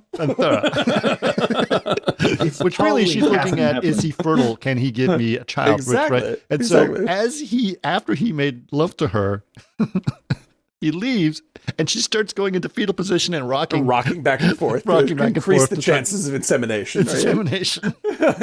And so and he explains what are you doing? Some kind of yoga? And she's now, it increases the chances of conception. And he does the best spit take of all time. He spent the whole scene making White Russian. He's so like, oh, what are you doing? Like this. Which of course is also, it's a white fluid being injected everywhere. Yeah, So it's also exactly. It's so ridiculous and so fucking high school. He's and then he just looks there and goes, "Let me explain something to you about the duder." It's I also love the Jeffrey. fact that he will make a White Russian no matter which way he can, and if they don't have milk, he'll just put coffee creamer Doesn't with matter. vodka and I know. That's Kahlua fine. together. Whatever gets the job done. But she explains listen, I don't want a father that has any connection to me at all, and you seem like a perfectly Right. healthy person, so this is all I want. It's not a problem. You Yeah, know? immaculate conception. And it's essentially so. And so he's like, I guess that's cool. And so you finally have the nihilists come down hard once again, and they attack in the parking lot of the bowling alley. Right. They attack him in the parking lot of bowling alley. Right, because they still haven't got their money yet. The last bit of the car, he's got the car back, but now if the car's windshield's been bums have pissed in it, and the windshield's been broken out. Everything's Now it's gone on wrong. fire. Now it is on fire, and it's like they finally did it. They killed my fucking car. Right. And then all the nihilists are there, and they're going to extract whatever money they can from Lebowski, seeing as though And they've got $8 and $15, the total, right? So we takes the money, Lebowski, then we fucks you up. And they start attacking them, and then they start to try to fight, and they're terrible at fighting. And a terrible fight. And Walter heroically beats the fuck out of them. Right. And then they're all like, oh yeah, okay, they're gone now. Oh, and also we noticed that, we also noticed that the girl doesn't have her toe, right? Doesn't have her toe, right? And Bunny has already fucking gone Left. home. She showed up at home, crashed her car back at the Lebowski estate, and everything is fine, right? And so they're the nihilists attacking is just it's utterly useless now. But after the fight's over and they beat the shit out of Flea and send everybody running, you see that Donnie is lying on the ground, clutching his chest. Right. And Donnie has had a heart attack. Had a heart attack. Yeah, poor Donnie. And dies. And he dies. And that's it. And it's so sad. It's so sad. Out of left field. You're just like, wait, Donnie? what? Donnie of all people. All this other bullshit. Donnie's the one that dies. Donnie's the one that dies. And so and then they go to the mortuary, right? Mm-hmm. And they're showing him a bill they ask him next of kin. Yeah, doesn't have any next of kin, nothing, right? And they ask for the price of what it is. And they say, well, what's this? It says, that's an urn. That's to put the ashes in. That's a vessel for the ashes. That's a receptacle for the ashes. Receptacle, yes, right. It's it is our most affordable receptacle. Yes. $180. It's our most modestly priced receptacle. Yes. It's $180. They go up to $3,000. And it's like, we just need to carry the ashes. And they're like, and it says, isn't there a Ralph's near here? And they go to a Ralph's, and then the next shot is they're carrying Foster's, not Foster, Foster's. Folgers, Folgers can, big Folgers Dump the can. coffee out, put Donnie in. put Donnie in. And they're gonna throw him off they're gonna distribute him over the cliffs and into the sea in Malibu, right? Or the cliffs in Malibu. And then so Walter tries to give this big speech about Donnie.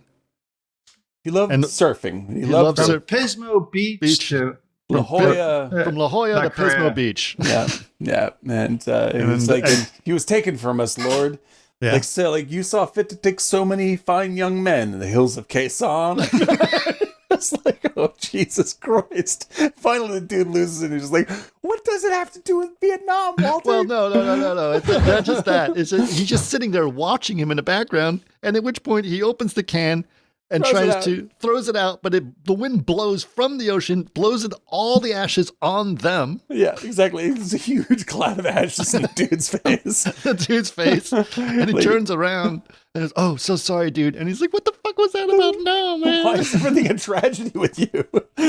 Oh my God. Yeah. And so like, this is actually the only, well, one of the points where he basically the dude just cracks with. Oh yeah. Yeah. Like, and they end up hugging, and it's very sweet. It's very sad. Yeah. And like, Walter's rage has been released, and you know, you feel bad for the two of them. And of course, we'll have to say, like, they have gone back to confront the Big Lebowski about the entire plot line, and and Walter is just like, you know, so it's all bullshit. You know, it's just like, no, this guy's a gold-breaker, dude. He can walk. I can see. I've seen Spinals, dude. I know. Oh, right. Picks the Big Lebowski up out of the wheelchair and throws him. And Walter does that. The dude actually cannot walk. It's true. The Big Lebowski is really wheelchair bound, and so like they just throw this poor paraplegic man on the floor, and they're like, "Well, let's go." Oh man, but yeah. So in the end, nothing has happened. Nothing has happened. That's right. Absolutely nothing has happened. Nothing. Bonnie's fine. Well, no. Well, and then that's the end of the story, right? And then we go back to The Stranger by Sam Elliott, right? And he meets him again at the bar. Oh, they're right at the middle. That's their first encounter where they talk, where he meets him and he says, "I like your style, dude." Right? Yeah. And then he says, "Do you have to use so many curse words? What the fuck you talking about? All right, dude, have it your way." And so finally at the end, he says, "Hey," and he talks, you know, he sees him again at the bar and they talk, and, you know, the dude's just fine doing whatever the dude does, right? Yep. Bowling. Yep. Was it Strikes and Gutters? Strikes and Gutters. I like the thinking. I like the, yeah, it's that. And like, and everything is just has come down to a settled peace again. Like after all the flurry of nonsense, and then the cowboy signs off with the audience. Yeah, and like this is the beauty of the movie is like the movie is really about finding peace. Like it really it is about trying to achieve a sort of Zen spot in your life, because most of our lives is just nonsense that we've made up to fuck ourselves up, you know. And so like there is a spiritual dimension to this film that I think that like people have discovered, and sort of like they think of the dude as a sort of a semi-spiritual icon, you know, in fiction. Sure. But like I think that the movie is better. It's not so much the dude is a Zen figure, but the movie itself preaches Zen. Like it's like, be a little more like Donnie in your life. Like like all of this fucking craziness led to literally nothing at all. Like the ending the beginning state and the ending state are the same. And but Donnie's the one that dies. Donnie paid the price. Peace. Yeah. He's the sacrificial lamb. Yeah, because peace paid the price. Like for all the chaos. You know, like that's the trade-off they decided to make. And that is not a necessary thing to do to have peace, you know. And like if they had stepped away from any of it at any point, Donnie would not have died. But they got too mixed up in everybody else's story and then in their own nonsense stories, and so things went crazy. But and so like my favorite thing about the film is that the surface level of the film is basically a incredibly dumb slapstick comedy on the level of like Animal House, right? It's just utter ridiculousness all the time, and an excuse to just have a parade of silly characters. But unlike most movies that do that, this ends up feeling like it meant something. Oh, and there's so much symbolism. Yes. And so much I also structure. don't see it like an Animal House, though. Oh yeah, no, I'm just saying like the kind of jokes that it's telling yes. are very broad and silly. Like it's like big dick jokes. Like that's what it's doing, right? And I'm all for it, man. Like I love Animal House too. That's a very funny movie. But it's not like the Animal setups House. in comedy and Animal House are so different. Oh They're yeah, not as, yeah. They're not That's as. this is what I mean to say. It's like that is the veneer of that kind of humor covers an actually rich, very well constructed deep film. Right? I think this. Whereas I think, like Animal House is just a good funny movie with lots of dick jokes. Like that's all that is. It's not a very deep movie. I think, Eric, tell me if I'm wrong, but I think what you're saying is like this movie has a much richer thing to it. But what I think that Daniel's saying is that like there's so many one-liners that like Animal House has. Like people will say Animal things House like was, the setup, the joke, the payoff. Right. Here it's so subtle. It's not, without a doubt. Yeah. But there's all this like, where's the money, Lebowski, the like marmot line, the kind of humor that it's using to be subtle isn't subtle in the surface. Like dumping a marmot into his tub. Not a marmot, it's a ferret. Dumping a ferret into his tub and then saying, I'm going to cut off your Johnson. Doesn't, like, you only saw that part, you wouldn't know that this is a richer movie. Right. But it's actually using the quality of humor to do something deeper, which I think is the best way to use that kind of stuff, because like I can watch Animal House all day. It's a hysterically funny movie, but it is a very, very shallow movie. You know, it's a very dumb. It's not trying to do anything. It's just telling dumb jokes. This goes, what if we used dumb jokes as a cover for something else? And you know what also does? You know what other movie has that as well? Mm-hmm. L.A. Story. L.A. Look at that. Look at you. Right on time. That's a segue, huh? Right on time. Okay, so we're going to talk about L.A. Story next. Obviously, we'll probably jump back and forth with Lebowski, but we're going to take a 2-minute break, and I'll be back in 2 minutes. You guys can chat it up and let me know. You know what I love about when I go take a 2-minute break is that I end up hearing what you guys said while I was gone later on. Yes, we saved the good stuff. That's right. All right, so hold on. Let me just get on a 2-minute break. Put on right now. All right, so we'll be back in 2 minutes, and then we'll talk about LA Story. All right, hang on tight, guys. Right on. Also want to say thanks to Jason for the excellent commentary, such as the Walter is social media. Yes, I agree. Like Walter is just broadcasting noise all the time. Like he is the self-justifying rage constantly. So yes, I think that's like quite a keen observation, Jason. That Walter in social media. I can't imagine Walter in the day of social media. No. Like that would be some QAnon wildness for that guy. I think that'd be really something. Like you'd see him on the marching on the January 6th parade. That guy. That he is quite lovable in Big Lebowski. I think that's particularly hilarious. How are you, sir? Doing okay. You know, it's just been a crazy week for me, but you know, marching ahead as always. How about you? Good. I think I talked about it last time. We had a shoot for one of my big projects. How did that go? Went great. The actors are terrific. And it was one of those things that I'm like, everyone did a wonderful job as I expected because the rehearsals were great and everyone executed that perfectly. But directing wise, my greatest sense of pride about anything is when you finish a day on time. Yeah. Later on, you really get to immerse yourself in the quality of the performances and have like all the good stuff that happened. But like the big stress that I have is like, will we be able to get everything before we have to get out of here? And everyone was such an incredible pro and everyone did such fine work so fast that we were actually able to clear about 45 minutes early, which is really, really rare. It made me feel very proud to be working with such talented folks. Good time. Great time. All right. He's back. I am back, and this has been... Okay. I cannot tell you how much I love LA Story. It is... I don't think many people have... I don't think it's as popular a film.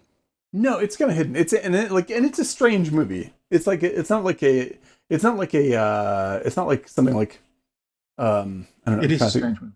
It's a weird movie. It has a weird flavor, and I think that there are elements to it that like would just be confusing to people today. But if you hang with it, it has a very particular, very unique vibe that really got under my skin even back then, and did again today. I'm just like, this has a lot of incredibly strange, beautiful material in it. Oh, I'm changing our background to be There is the opening shot of the movie. Strange, beautiful material in it. Yeah, it's odd. Yeah, it's a strange picture. It's also a love letter to Los Angeles. Yes, yeah, very much so. The opening shot, as you're showing there, like hot dog, like that's the kind of fucking, that's pure Steve Martin right there. The absurdist vision of Los Angeles. It's actually from a Fellini film, apparently. Yes, that's right. Yes, that's right. Mm-hmm. Strata. I'm not sure. But no, I don't think it's La Strada. It's like one of the classic ones. I haven't watched Fellini films probably since I was 19, 20 years old. I really got to catch up. However, but yes, that is absolutely true. And it is. It starts off as beautiful fairy tale thing, right? And it's just there's a lot of mocking of silly jabs at Los Angeles and stereotypes of Los Angeles. Yes, right. And they're playing La Mer. Yes, La Mer. Yeah. Da, da, da, da, da, da, da, right? Yep, exactly right. Beautiful, and everything's in slow motion, and they just showcase the absurdity of the beauty side of Los Angeles, and it feels almost a little bit like what Annie Hall list that we were talking about. Yeah, exactly, right. There's even down to her character. Which character? Yeah, she has a Victoria Annie Hallish. Yeah, she has an Annie Hallish quality. Yes, Victoria down Tennant to her bad driving. Yes. Yep, that's right. Dolce Vita, by the way. I think it was Dolce Vita. That was the one I was trying to say. Go ahead. La Dolce Vita. Okay. Yeah, I believe that maybe that. It's been a while. And this movie is very goofy. Yes. Yeah. Okay. And it takes the Steve Martin goofiness that was still, very much applicable at the time. So think about a little bit like The Jerk, not quite the Jerk, but Roxanne a little bit. It's actually perfectly all of me. Like Steve Martin's humor. Steve Martin, like when you read because I read his books too, or at least a couple of his books, and like his writing style and the short stuff he's written for the New Yorker. He's a great writer, brilliant writer.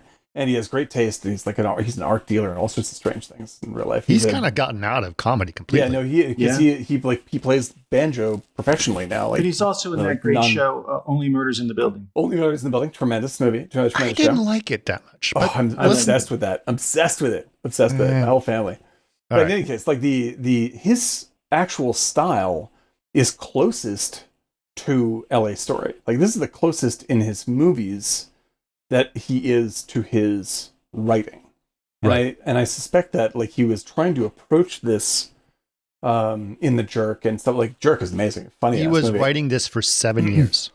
Yeah, like it really feels like he's trying to make a movie that's actually very much like what he believes is beautiful, right? And all these other work, all of his slapstick comedy and all, which is all terrific in the 80s. Mm-hmm. Like that was the most sellable version that was next door to what he believes in, and he's very good at it, right? But his actual real self is the strangeness of this movie. Yes, he is very much so. Yeah, down to like the magician, because he was a magician, and Rick Moranis is. He's doing the Hamlet bit. Yeah, exactly. Well, we should mention that. So this whole film or this whole story is very loosely based on Midsummer Night's Dream. Yes. Okay. Right. So it is also a lot of Shakespeare references done throughout this. Shakespeare is quoted multiple times, and several characters show up as different Shakespearean characters. Rick Moranis is a gravedigger, finds a skull. Yeah, they do the scene from Hamlet. They do the scene from Hamlet, and she's like, "I knew him." It's like, right. They didn't say Yorick, but they might as well, They bore me on his shoulders 1,000 times, all this kind of stuff. Yeah. And Right. the opening line of the movie is more or less, I think about William Shakespeare, and my favorite Shakespeare quote is about Los Angeles. Right. He's like, he constantly does this. Yeah. And so, yeah. And Yeah, but there's so many great things where they like he's making it beautiful, funny, and sort of a tribute to Los Angeles. Like, right? Yeah. Like when they're playing the music and there's a shot of down the sidewalk where everyone is in their bathrobes, the sprinklers are going off that looks very theatrical, and everyone's coming out of their suburban houses and choreographed reaching down to get the paper and getting back into the house like it's like a musical. And it was part of it is like it's really funny, but it's also quite fun and beautiful and great. Right. Yeah, it's very like the whole movie is very pastel, but not like very 80s pastel though. Yeah, very 80s pastel. This was in 91, but it still has a very strong 80s flavor. feeling. Yeah, their dress and everything else. And like I would say that like if I have any critique about this movie just generally is I wish that Martin had also directed it, because I feel like the director is not good enough for the material he was presented with. Like it's Can I point something out? It's a little bit Please, Eric, please. I noticed that not only are they using Enya, which is also in Titanic, but there was a scene when they were on the beach and they looked blue and it looked like Avatar. It actually looks very Cameron. And so this is a big film film in James Cameron's it's sphere of influence. You think so? But they looked Avatar on the beach scene. And then with the Enya, I was like, oh, I bet you Cameron pulled from this. I kind of buy this. Cameron took LA Story and said, "This is how I'm going to do the music for Titanic." Yeah, that's your. And they got Avatar. I sort of buy that. I sort of buy that because Avatar, the blue, the shot on the beach was poorly lit, right? Mm-hmm. It's but they were all blue in the same tones. Like it was exactly like Avatar. Could you imagine? With Enya playing. I remember when I saw this movie initially in 91, 20 years old, and I remember being really struck by the Enya music and all this kind of stuff in the same way that I was really struck by the music for Grand Canyon, if you guys saw that. Grand Canyon is a very LA Story adjacent movie. And if anyone's not seen Grand Canyon, I strongly recommend Grand Canyon, which is it's not quite as silly and fun as this, but it is in the same kind of ballpark. And they both have, like, Enya was seen as sort of an experimental touch here, as opposed to, later on she's overused in credit card commercials and whatever. But it was a very strange thing to do. And I bet I would believe that Cameron would watch that and go like, I love that. Who's this singer? Who's this performer? Yeah. Yeah, Well, they do this very... Enya is used in a very interesting way in this film because she is the dream sequences, right? Yes. Where it gets its most dreamy, like most... Right, and now it seems tropey to do that. But back then, no one had really heard Enya. It came out in 91, so essentially it was... shot. Titanic was 95? No, I'm talking about LA Story. And then Titanic is Celine Dion, but it's exactly the same tone of music for sure. Well, no, they used Enya. No, it's all Celine Dion. It's all Celine. It's they James used Horner. Enya in LA Story. Titanic. No, it's Celine Dion. It's 100%. It's James Horner and Celine Dion. The whole thing. You can look it up there. But it is the same vibe music 100%. You are right that it is the same vibe 100%. It's almost identical music. Yeah. Okay. So then, but that it's like a flute or one of those same thing. recorded flutes. Yeah, same thing. Clearly the same thing. You know what was interesting? I think I told you guys this story before, where Enya doesn't actually like to be in a. She doesn't listen to any other music because she doesn't want it to influence her own music. She wants to be completely original, which is strange. Silly. Yeah, it's not my bag, but yeah, I get you.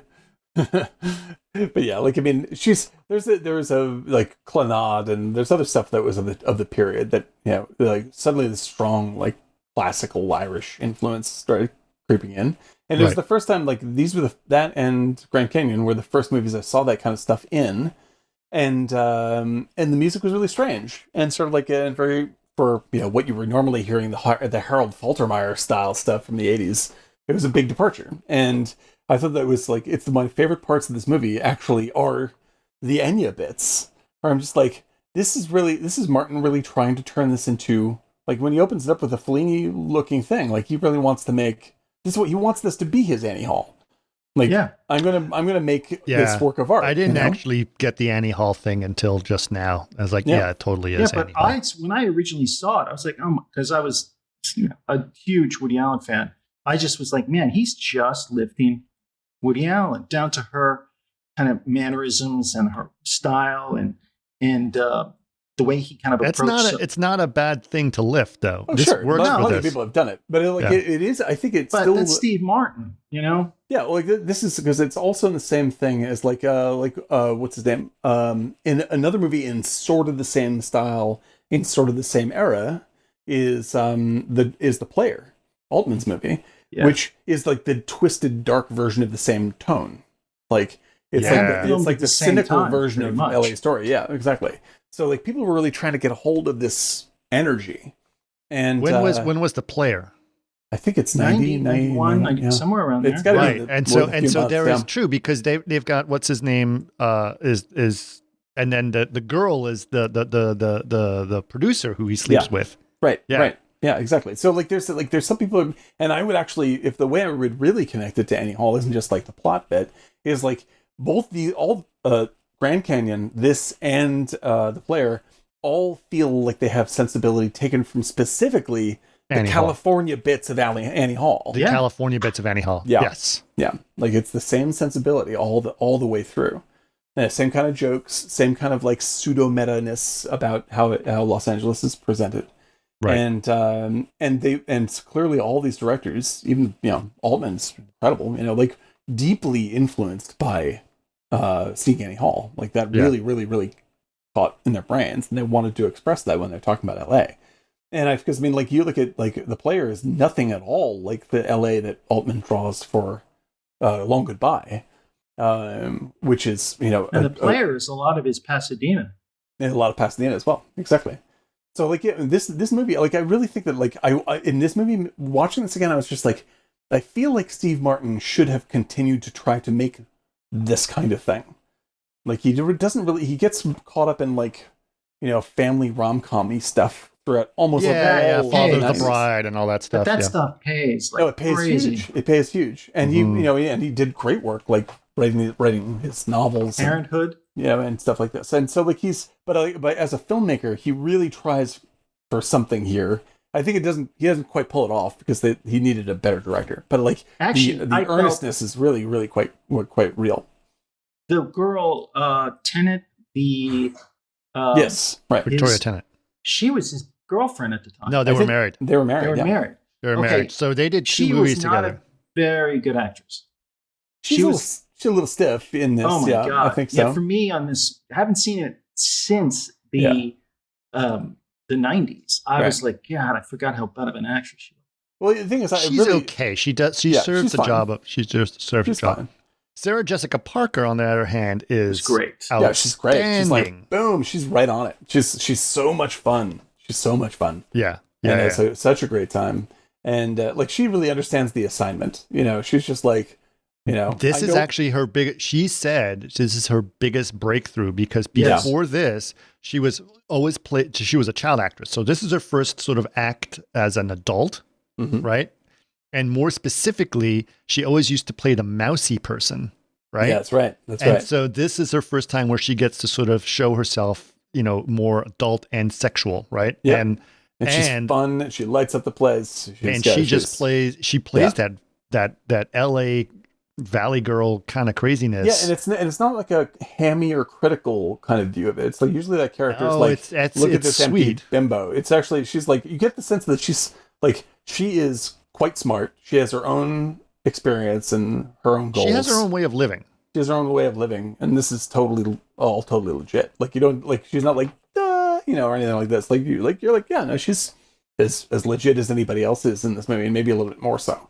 Right. And the energy she brings is exactly what Steve Martin needs in that movie. Like every time she shows up, it's like, yeah. There's more of this. This is working really well. Right. In fact, one of my favorite gags in the movie is her living with her boyfriend and the boyfriend constantly in the background, like just up the Looking window, out the window. like it's so fantastic. And she asks Steve Martin to wave to him as they leave Oh, to wait, go on there the he week, as they leave to go away for the weekend. So good, so fantastic. All right. But yeah, like so, the movie is I think it's really working to be a work of art, not just like a fun slapsticky movie. And it I really agree, is a great and feeling. I think I still see it as it doesn't quite pull it off like you said, but to me, every time I see this movie, it just makes me feel good, and I love how that works, and I love how he's trying to say that, and I love the fact that it's similar to Lebowski. It has a lot of the goofy little gags, but there's an underlying narrative that's happening beneath it that's really, really funny. Yeah, there's much. I mean, I'm not just funny, really meaningful in some ways. Yeah, I agree. Okay, so here's the premise. He is a weatherman in Los Angeles. He makes fun of the fact that he is a weatherman in Los Angeles because the weather is always the same, except now it's not always the same. I actually look at the weather these last few months because it's been insane in Los Angeles. Yeah, it's crazy. But historically speaking, this is really wild. Yes. Historically speaking, the weather is 72 and sunny all the time, right? And that is, by the way, 72 and Sunny is a name of an advertising agency in Los Angeles. And it is also used to be, people would joke about it because iPhones did not have live tiles, which would give you live updates on your phone, right? So the weather app just said 72 and sunny on it the whole time. Right? That's funny, right. Because that's what the weather is like in Los Angeles all the time. Yep. Or up what? until very recently, when suddenly you roll the dice. Roll the dice. Yeah, trust me, I'm trying to fish, and this is I know how the rest of the world feels. I never used to actually look at the weather. I only looked at the tides. I never looked at the weather when I went fishing. Yep. Anyway. So he plays the wacky weatherman because there's no other thing that could make the weather be interesting because it's always the same weather. So he plays the wacky weatherman and he just throws things at the screen and that's what his whole thing is, right? I forgot Woody Harrelson was in it too. Yes. That's There's so a lot of cameos that are not credited. Yeah. Chevy Chase, Woody Harrelson, Rick Moranis. Right. And because Harrelson was famous at the time. He had already been on Cheers. Cheers. And so Woody Harrelson plays the producer, right? Yeah. Or the director or whatever, the news director. Show, right? And so you realize that he's the wacky weather guy and silly, and his in the morning weather guy or whatever, and his co-hosts have no respect for him. Right? Everybody hates him. Everybody hates him because he has pretensions of being an artist. Right. Yeah.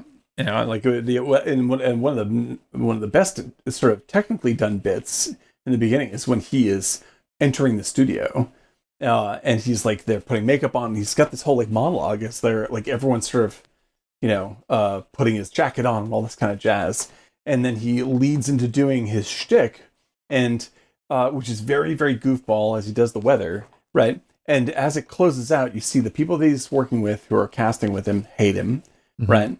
And basically say like, so I heard you went to college to be for arts and humanities. Yeah, well, a lot of good that did you, right? Right. And it comes out of that, and the director yells at him for being too intellectual. Like this super slapstick nonsense that he was just doing was too smart for the gag they were going for. Right. And just like, wow. Yeah. like they're making fun of it. Like, let's make more fun of you. Let's give you more reasons to make fun of you for being an idiot. Yes, exactly. Nice job with all the smart jokes, asshole.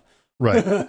Exactly. No irony, please. Right. Yep. And then we throughout this whole thing, there is constant jokes about stereotypes about Los Angeles, right? So he is trying to get home through traffic, and he has a million shortcuts, and we all have them. Everyone in Los Angeles has their million shortcuts, and this is before Waze and all that other stuff. In fact, what's funny what's funny is that there's several neighborhoods in Los Angeles that tried to ban ways in Los Angeles because that's true, right? people were cutting through their neighborhoods, right? But before then, it was like, God, I had that in my neighborhood. It's crazy. Yeah, like it's an insane amount of traffic suddenly starts showing because everyone's getting funneled through your side street. Your side street. Yep. So he does the whole thing where he's trying to get from one place to the next through these shortcuts, and they make fun of that, like he's going up and down stairs, et cetera, as he's driving. Also, the other joke they had, this was back in, again, it's late 90s, but it was popular in the 80s. The Garfield sticker, like suction cup guy that you would have on the back of your car, so it looks like Garfield is inside your car. Well, the Garfield is on the outside of the car because it never rains in Los Angeles, so it doesn't matter, right? That's right. So that's the other gag. But he tries to get to his destination, and he likes to be. It's interesting. He likes to be on time. No one in Los Angeles is interested in being on time. On time is being 1 hour late. Right, exactly. Still true. It's still true. Still quite true. Like if you have a party at 7 and you show up at 7, you're going to be the first one there by a long shot. In fact, the people who host a party are still getting dressed. Yeah, exactly. And because like when he's the whole opening bit when he's like with with his girlfriend, she's getting ready. They're already like an hour late. And they finally get to the place, and he's just like, yes, I'm part of a reservation for 10. And they're like, and he's like, yes, you're the first to arrive. You're the first to arrive. Right. Yeah. His girlfriend is who's Mary Lou Henner. What? Mary Lou Henner from Taxi. That's right. Yep. Right. And she is wearing the most 80s power suit ever. Like with the big shoulder pads, a big collar. Yeah, so funny. So good. She's great. I love her. She's great. Right. Yeah. And so they show up at a very Los Angeles restaurant. I mean, that restaurant, it might as well have been today. Like it's so funny that all the restaurants you go to today, they all seem so avant-garde, but this movie is freaking 30 plus years old, 32 years old, and it looks exactly the same as today. It's the same bullshit. It's the same bullshit. Yeah. I love that. Yeah, I love the fact that the what seems so advanced 32 years later, or so avant-garde with the food and everything else, is the same today. Same junk. Same junk. Just repackaged the same dumb stuff. Yeah, like I really can't. I'm not a I love great food. I hate bullshit expensive nonsense. Like I really, really can't stand that.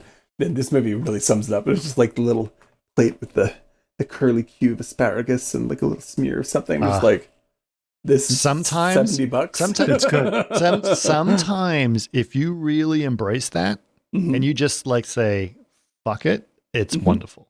I'll have to find that place. I've never found that place. You just have to say Winchell. Don't we had a big discussion today on our Discord about the menu.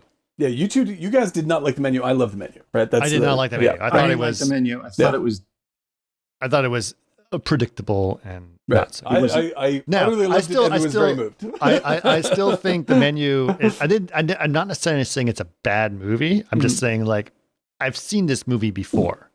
Which is how I felt about Triangle of Sadness, which I thought was a bad movie. Like it's a pretty fun movie, but like talk about like that's like Benny Hill. That was like there's nothing going on in this. They have zero to say except like aren't rich people dumb, and that's the middle of it. No, it's just like it's just like it's like the menu which just didn't have anything that was meaningful in it. But I do think that if it was done, casting was bad too. Yes, Guizziamo. It was just wasn't very. Here's my pitch for the menu for people that may enjoy it. I don't think it's the movie that it is pitched as being, and I would agree with you guys in saying like Caesar and I were saying that it would be. I thought it would be really cool if Peter Greenway did it. Exactly. That's the movie. That is the movie. But he did do it. It's called The Cook, the Wife, the Thief. Right. Yeah. That is the movie I thought that it was, and it is 100% not that movie. It's not that movie. It's a dumb version of that movie. Oh, it is. Well, that's what I'm saying. Is I think the reason why, if you go in thinking it's that movie, it is not going to be enjoyable because it is not that movie. It is like it sort of shoves that movie to the side, and it's actually very like the difference between the two is that Greenaway's movie is very well done, and I like it. But it's a very mocking, harsh, cruel film, where this is actually a very, very empathic movie, even towards the rich people. Like everything in it is very empathic, and it's not very much interested in making fun in the way that it sets it up to make fun, that you think it's going to do it. And if that's like halfway through it, I was like, because I was halfway in, I was like, what is this movie? Because it's not delivering the goods that I expected it to deliver. But then something happened where I was like, I felt like I was following a different emotional thread. That thread ended up being what the movie was saying. This isn't going to work. This isn't going to work. Sorry. So the overall for me is that like the movie that I loved in it isn't the movie that it seemed to introduce itself as. So I think you know what I'm saying. Like that's like, so when I said that I loved it, it was very moving. It's not because I thought it was a clever make fun of the rich movie that has almost nothing to do with what the movie was for me. So yeah, I totally get it. If they like Greenaway's movie, if you want to see that, see Greenaway's movie. Like, well, it was interesting because Caesar said he just rewatched the movie and he says it doesn't hold up the way he thought. So I'm actually curious to rewatch it, although it's a hard movie to watch. It's not like I like Marin a lot. It's not one of those Saturday afternoon movies. Yeah, it's a nasty film, nasty film. Do you remember The Pillow Book? Did you see The Pillow Book? Yeah. I like Greenaway. I like his movies. I like The Pillow Book stuff. Yeah. I liked Belly of an Architect with Brian Dennehy. Great. Yeah, I like that stuff. And like he's not the kind of filmmaker. He doesn't make the kind of movies that I would want to make. Like they're very cynical, cruel, mean films. But I think he's excellent. Well, it's that period too, dude. Yeah. It's like it's like a '60s director. I mean, absolutely. It's a totally Greenway. Agree. I think Greenway. The thing that I loved about is the staging, like the colors that he uses. Theater. Beautifully theatrical. It's very theater. Stage, and that's why I liked it. You know? Yeah, I can see that. That's your jam. Hey, that's my jam. But Derek Jarman's a great comparison there. If you're into that scene, that's in that flow for sure. And that's what I really like. And I think that like Marin is terrific in that movie. And what's his name, Michael so-and-so, the husband, is great. As far as I remember, it's been a while, so I don't know if it holds up or not. But I really remember being impressed with those guys. And the camera work, this like almost the entire movie is this trucking side shot, like as it's going from table to room to room to room, and the production design is it's all about colors and movie. It's very theatrical. Yeah. All right, I got to get back to this. Sorry, going to get back. So they go to a very fancy California restaurant and they make fun of the very fancy California restaurant, right? Mm-hmm. In doing so, and then they have all the people that are meeting for lunch are stereotypical people, California, right? People that are sitting there. They're all very beautiful people, wonderful people. They're all very nice.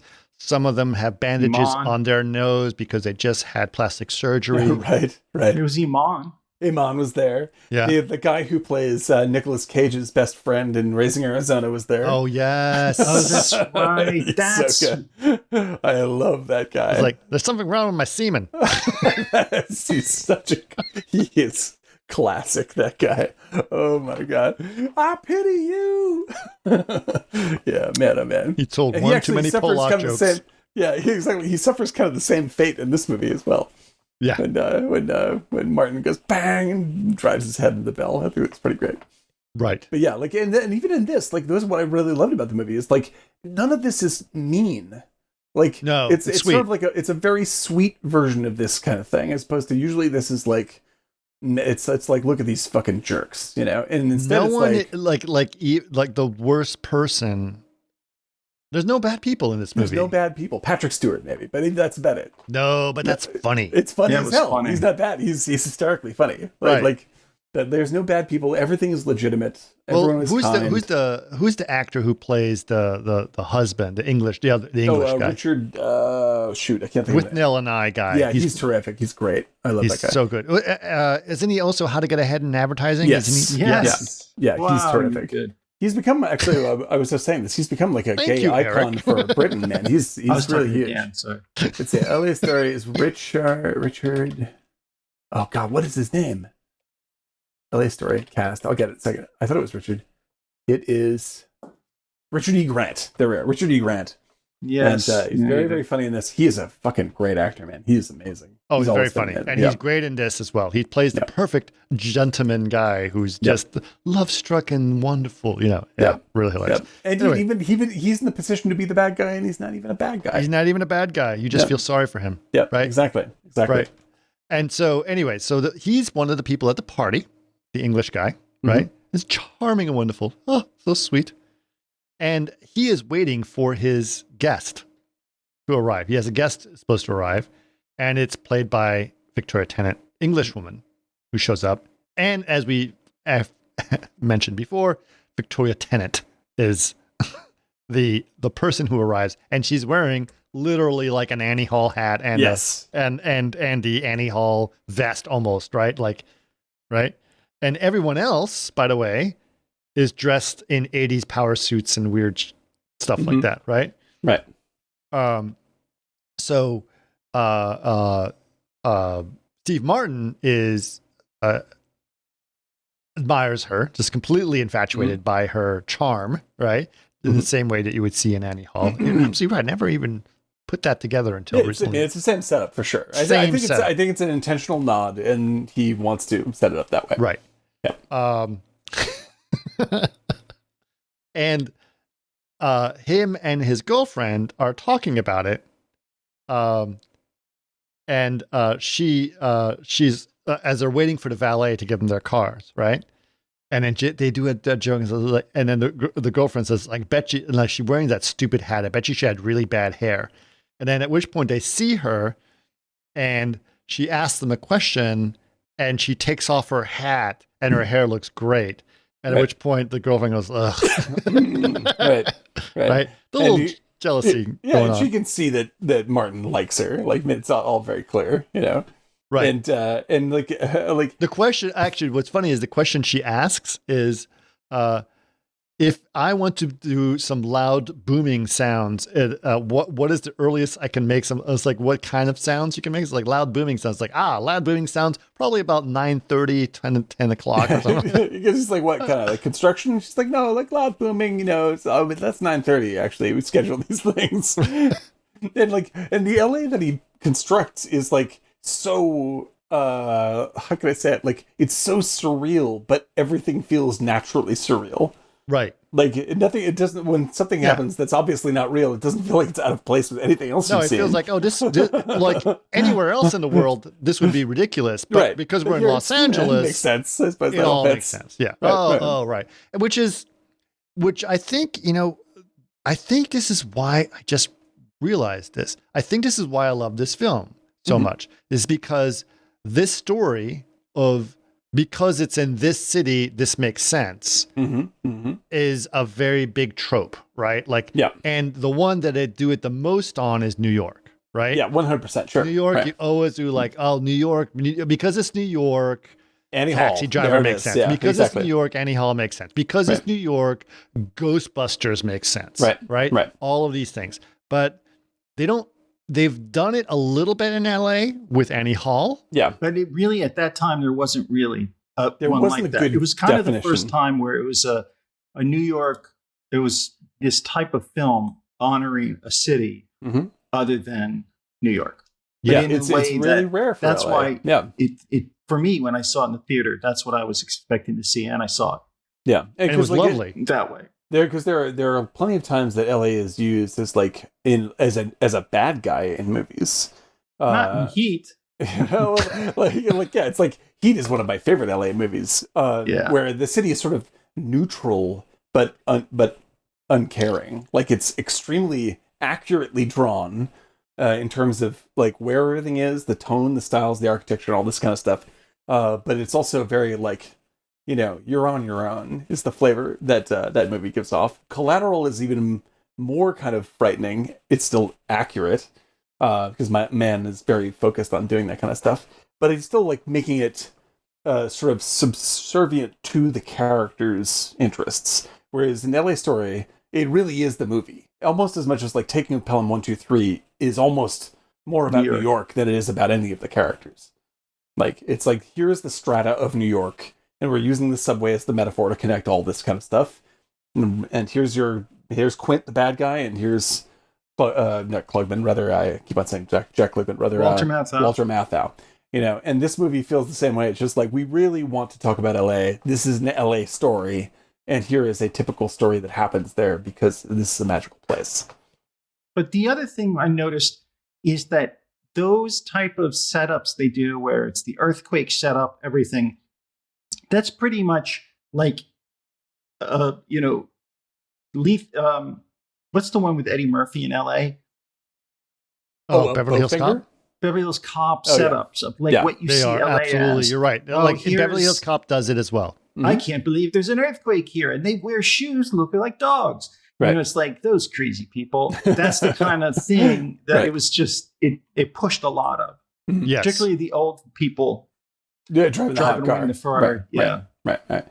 Yeah, I think like I said, like I feel like there's a like if you're opening with a Fellini shot, you probably want to get a director who is really committed to like teasing out the art of what you're trying to say. And I feel like that Martin's director was probably a TV guy. Like, I don't know who it was, but it's just sort of a kind of straightforward guy. Actually, I would say he was a commercial video director. Yeah, something like that. Yeah. I would say he's a video director. Let's look him up because like the movie that the closest thing I can think of Mick to this Jackson was the name of the director. Mick Jackson. No offense, Mick Jackson. I think this is a pretty flatly directed movie. Maybe he's done other great work. Last film was in 2016. He kept working. That's good. Maybe he did some good stuff. But like you know what he did? What's that? What? Volcano. Yeah. See, there you go. Okay. That movie is terrible. That's a bad movie. I'm sorry to say. I've been responsible for bad movies myself. You have my sympathies, but like this is... Everyone looks the same. Everybody looks the same. And he did that one only 6 years after he did this one. That movie is like, it's like having a gut wound in a cop film. And I'm going to put this out there. Like, Volcano's a terrible movie, and maybe this director is not necessarily a great director, but it is still a really good movie. So you can still have a director that's not that great and still make this all work. The director underserves the material, but the material is still very has a powerful effect that I think it's really worth noting, and I think it's a good movie. And has some really, really great moments all over the place. And I feel like the closest this movie is outside of its particular zone in the 90s is actually like this is like 2 steps away from being like Magnolia in a way. Like it's like Magnolia's darker and a little bit more hyper dramatic, but it has the same sort of magic realism and the same sort of like trying to connect everybody in a positive statement via that magical realism. That I'm just like, man, if this movie just had a little bit more of a kick of that kind of artful command, like a little bit more of an auteur eye, then this would be the Annie Hall that Martin was hoping to make with it. I think because it's still good. It's still good. Very good. It's still very good. Okay. Yeah. So basically what we realize is that Steve Martin has become infatuated with Victoria Tennant, Englishwoman, who is here on town. She's a journalist, and she's trying to write a story about Los Angeles, right? And he wants to get to know her and is going to try to figure out how to be her tour guide of Los Angeles, which I kind of love. The guy who wants to be the tour guide kind of thing. No, it's fun. I like that a lot. And it has and produces one of the great lines in the film, which I hope you quote. Which one? About LA architecture.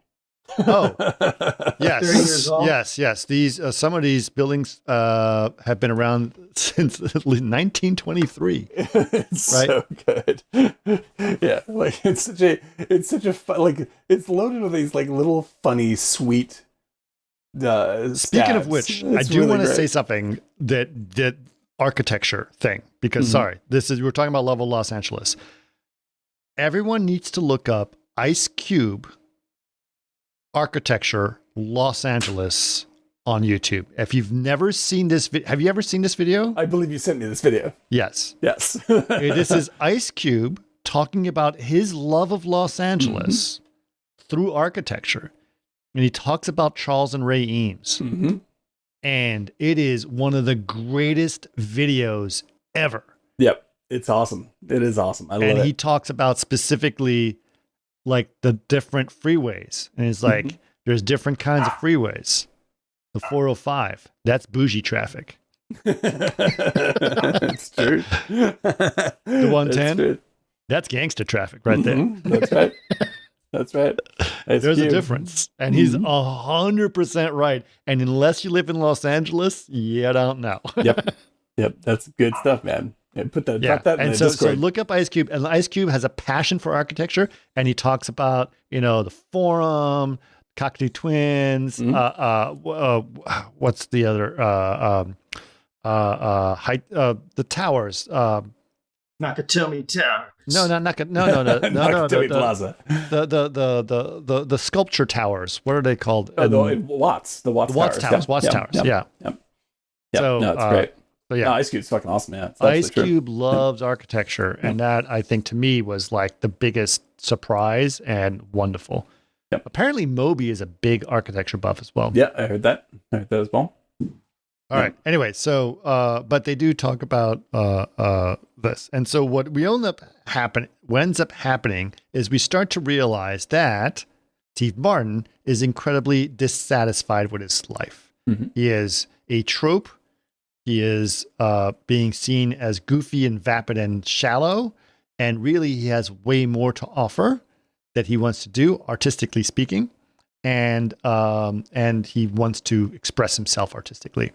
His friends are his neighbors that live 2 houses down, which he drives to, which is another joke about Los Angeles, that he takes his car and just rolls it down the hill. One of my favorite gags in the movie. Yeah. He's just like, he gets in his car, the camera cranes up as he starts driving in a classic sort of shot, and then he parks about 40 feet away. Goes to his neighbor's house, and they have like a ridiculous juice bar set up for their house. And they talk about, what they're doing and how they wake up at like 10 o'clock in the morning, 11 o'clock in the morning. Another tie to Titanic is, I believe that's Susie Amos is the girlfriend in that situation. She's the Titanic mom. Oh, really? Yes. Yeah. She's behind glasses the whole time, but I think that's who it is. Yeah. Otherwise known as Strawberry Alice from Unforgiven. Right. No. Okay. And then the next. Am I mixing up? It's not Susie Amos. Maybe I'm thinking of. Okay, I'm going to check my notes here. It's late in the day, but yes, I think it is the same woman. Okay.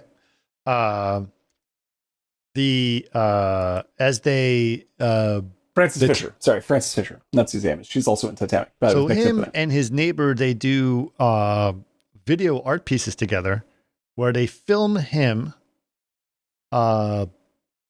going through museums on roller skates, passing pieces of art. This is Steve Martin talking about himself. That's what his movie is. Like, he's like, I want to be seen as a greater artist than a slapstick comedian from The Jerk. Yeah. And because people see me as the goofy fucking weatherman, and I want to be known for more than that. I have weird ideas. I have strange things. Yep. And I skate, I am a person who, I imagine skating through a museum full of great art, and here's this goofball guy getting through it. That's a symbol of himself. Right. Now, there is a story that happens around skating around the museum, but I wanted to go back a little bit because I'm just remembering a little bit the way the story works. Is he needs to get some new pants, and he goes to a store to get pants, at which point you get the whole stereotype of fashion stuff that's going on in Los Angeles. And but he buys pants, and then the person that ends up helping him out with pants is Sarah Jessica Parker, who is incredibly bouncy. Yes. And she is normally called out for being the manic pixie dream girl trope, which is heavily criticized in film these days. And I want to point out that she's not actually that. She's in the position to do that, but she is not the love interest of the movie. No. Like, she has her own character, her own story, and they're tangentially bumping together. And it does change Steve Martin's life, but it's not, at the expense of her life, when she is created as her own separate character.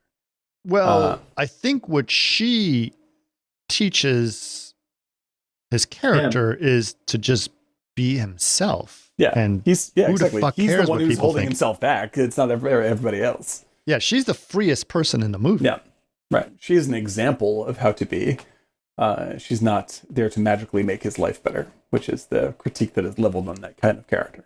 Right. Like she sets a standard that he can engage if he cares to, but she's going to go off and live her own life regardless. Right. And so that's what I like from her opening scene. That's what I enjoy about her performance. This is probably my favorite work from her outside of television. I think it's my only favorite work of her. Yeah. I don't think she's a very good actress. I think this is Yeah, she gets caught in the Sex and the City stuff. I'm just like, I don't like Sex and the City. I think that movie or that series is an incredibly does an incredible disservice to women, showing how they need to change their character for the men that are around them, and I just hate it. It's a junk show. It's like, yeah, I hate it. I was like, it's so empowering to women. No, absolutely not. Nah. Women are the weakest characters in this series, and it's really bad. I don't think anything particularly heavy about it. I just watched it, didn't think it was very funny. I was just like, man, whatever. What can you do? I thought it was just dumb. I felt like my brain was ready. However, I also do enjoy. I love. If anyone's seen on HBO, the other two, which is also dumb as hell. So I like dumb stuff. I just didn't like that dumb stuff. Right. I'm all for dumb stuff. I'm all for dumb. I am. It is true. So, okay. So where were we?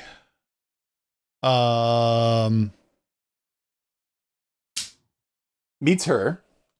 Okay. So he meets her, and then she's a totally kooky character, right? So she's also kooky, which is also kind of cool in some ways, but very California kooky as opposed to English kooky, right? Yeah. Right. And so her name is Sandy, but her name is spelled like a password version of a Sandy, yes, right? Capital A, blah, blah, capital blah. S, capital A, S, little lower A, capital D, and then a star at the end. Like literally, that's if you look at the credits on IMDb, they actually spell her name out the way it's spelled in the film, which is that's good. That's nice. Good. Yeah. And so, which is it's sort of a structurally interesting thing to do to introduce her, because like if she were the manic pixie dream girl, she would be the love interest of the movie. But actually, she's just sort of a fulcrum for the movie, because like he's already met the love interest, the English woman, right, and he's already fallen for her. But this is Sarah Jessica Parker is essentially the personification of Los Angeles. Like Los Angeles comes all in the jokes to help they make you. Fun, it's her. Yeah. And so like Los Angeles comes to life in the form of her to say, get your fucking shit together, live your life, have fun. It's you're under your control to do that, and that is what, and she's the counterpoint, it's sort of like augments with the talking sign to finally get his fucking shit together. Like he is saying like, because I lived in LA, I realized I should embrace my life for real, because look at all this goofball, panoply of people here. Like, what am I uptight about? And that's what she does. She does it incredibly well. But like, meanwhile, like, what's her name? Elaine Nardo there, his girlfriend, like she's like so wrapped up in presenting herself, that she can't have any fun.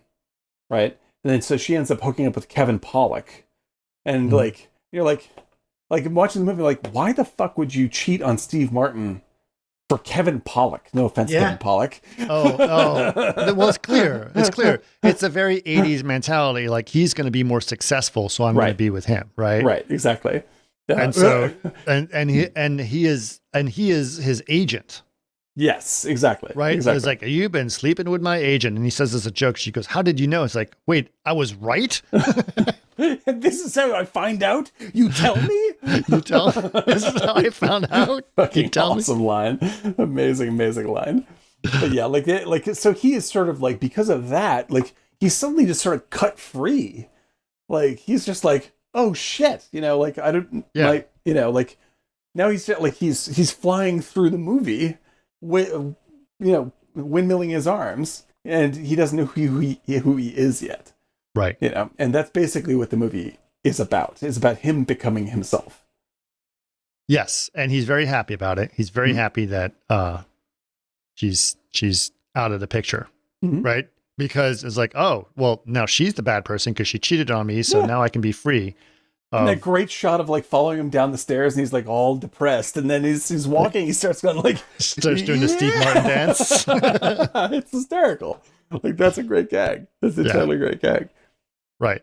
So anyway, he goes to see. He decides to call Sarah Jessica Parker. He wants to go with the other girl, the English girl. But he decides he's going to see Sarah Jessica Parker, and she's like, sure, yeah, whatever, let's do something. And then they decide to go to dinner. He goes, oh, let's go to a place. There's a new place called Lidio. It's like, great, I'll try to make reservations, right?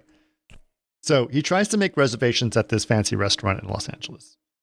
And he calls, and they laugh at him on the phone, and he has to go down to the actual restaurant with a bank statement. Bank. Yeah. Right. Yeah. No, he has to go. The restaurant owners ask him to meet him at the bank. That's right. All right. We need to see your financials before you can have a reservation. Right. And so the bank is there to sort of mediate between these two parties as to whether or not this is going to happen. Like, right. And so you have Patrick Stewart in full like Nazi regalia, saying, "So what is it you will wish to order?"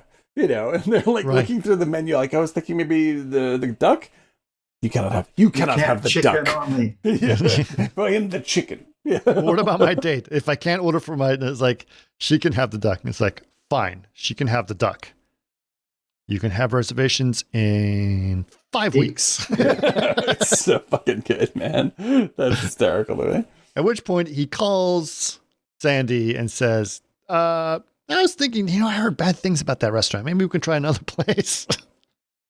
Yeah. But then he ends up literally crashing into the English girl over at the Victoria Tennant over at the museum because he's on roller skates, and they start laughing and joking, and the other English guy is with her too, right? And so they say, well, let's all go to dinner together. And he's like, okay. And goes, oh no. Oh no. I'm in love with your girlfriend. And then he's like, okay. And it's like, well, how about Lidio? And by the way, do you know what Lidio is, right? Yeah, the idiot. The idiot, right. Yeah. The idiot. Yeah. So there's a couple. Go chicken ahead. of the sea. Yeah, the other one was Chicken of the Sea, which was hilarious. Yes. I was going to say that. Pollo del Mar. Pollo del Mar. Yeah. Which is the hotel they go to is called the Pollo del Mar, which is Chicken of the Sea. My favorite, which is a brand of, for those of you who are not American, it is a brand of tuna fish in the United States called Chicken of the Sea. And we also recognize that this is idiotic because we have a great Saturday Night Live thing on there's Chicken of the Sea and Pork of the Orchard and everything else. Yeah, so you can look that up. Stuff. Anyway, they end up heading to Leo, but I do want to throw in there another one of my favorite bits is when the English guy goes, sees his roller skating through the museum bit. And he's like, well, you should try the Guggenheim. Right. Because it's a spiral and goes down. Yeah. Which was really funny. Anyway, so they get a reservation, Lidio, like immediately because the English guy just calls. And of course, this embarrasses Steve Martin about it. And then they make fun of the restaurant where they end up, the waiter comes by, asks him if they want floss and if they want diet floss, that kind of joke. And all the portions are ridiculously small, and the waiters end up wrapping the menu to them, that kind of stuff. So pretty funny, very LA. Mm-hmm. And so anyway, so that ends up happening. And then, the freeway sign. Mm-hmm. The freeway sign is the most important part of the movie, actually. Mm-hmm. He is driving in traffic and he sees the freeway sign. She's in the car with him, right? No. Oh, no. His old girlfriend was in the car the first time he meets it. Right. When he's driving back so this is before they broke up. He's driving back. The car feels like it's breaking down. He pulls over to the side to figure out what's going on. He pulls up the hood to try to fix it. And the freeway sign behind him starts talking to him with words. and starts using words that are trying to inspire him, saying LA wants to help you. That's the other thing that was pretty cool about it, right? So he's thinking about that, and but his girlfriend doesn't see anything of this because, one, she's completely self-centered in the car, and also the hood of the car is up, and so he can't have this conversation, right? Anyway, they the hood goes back down, and so he's rolling. He has a connection with this car, and after their dinner at Lidio, he drives the English woman back home, and he's trying to talk to her, and it doesn't. What ends up driving them into the car? Who in the car? Oh, because there's the whole thing about like who should drive with who and all that kind of stuff. Right. Yeah. But when they get back, and then he tries to kiss her or something, he does kiss her, right? Well, because the sign is encouraging him to kiss her, right? And the sort of the tension that is built is that the relationship that she is used to having with someone like her ex-husband, is ex-husband, which is the English guy, by the way. English we find out dude, later, right? Yeah, is that like it's like you see everything with them is like he doesn't like LA, like he's a highly intellectual person. All of like his only way that he interacts with everything is sort of like, and including art and everything, is in this like very headspacey, intellectually, articulate way. And that's the way that she is used to sort of communicating with her boyfriend or whatever it is, ex. And Steve Martin like has very pure feelings for her, and the sign is just sort of like just basically saying, shut the fuck up and let your body react to this thing. Like kiss her, just kiss her, like because she is trying to interact with him. She's falling for him, but she is like trying to be intellectual and articulate about it. And it's getting in the way. right. Like, and it's all like the scene, most of their scenes together, and much of what the sign is saying, is just like, let all of that highfalutin intellectualia fall away. Like, get it out of your head. Like, be in your body, be in the present moment, and experience something for real reasons.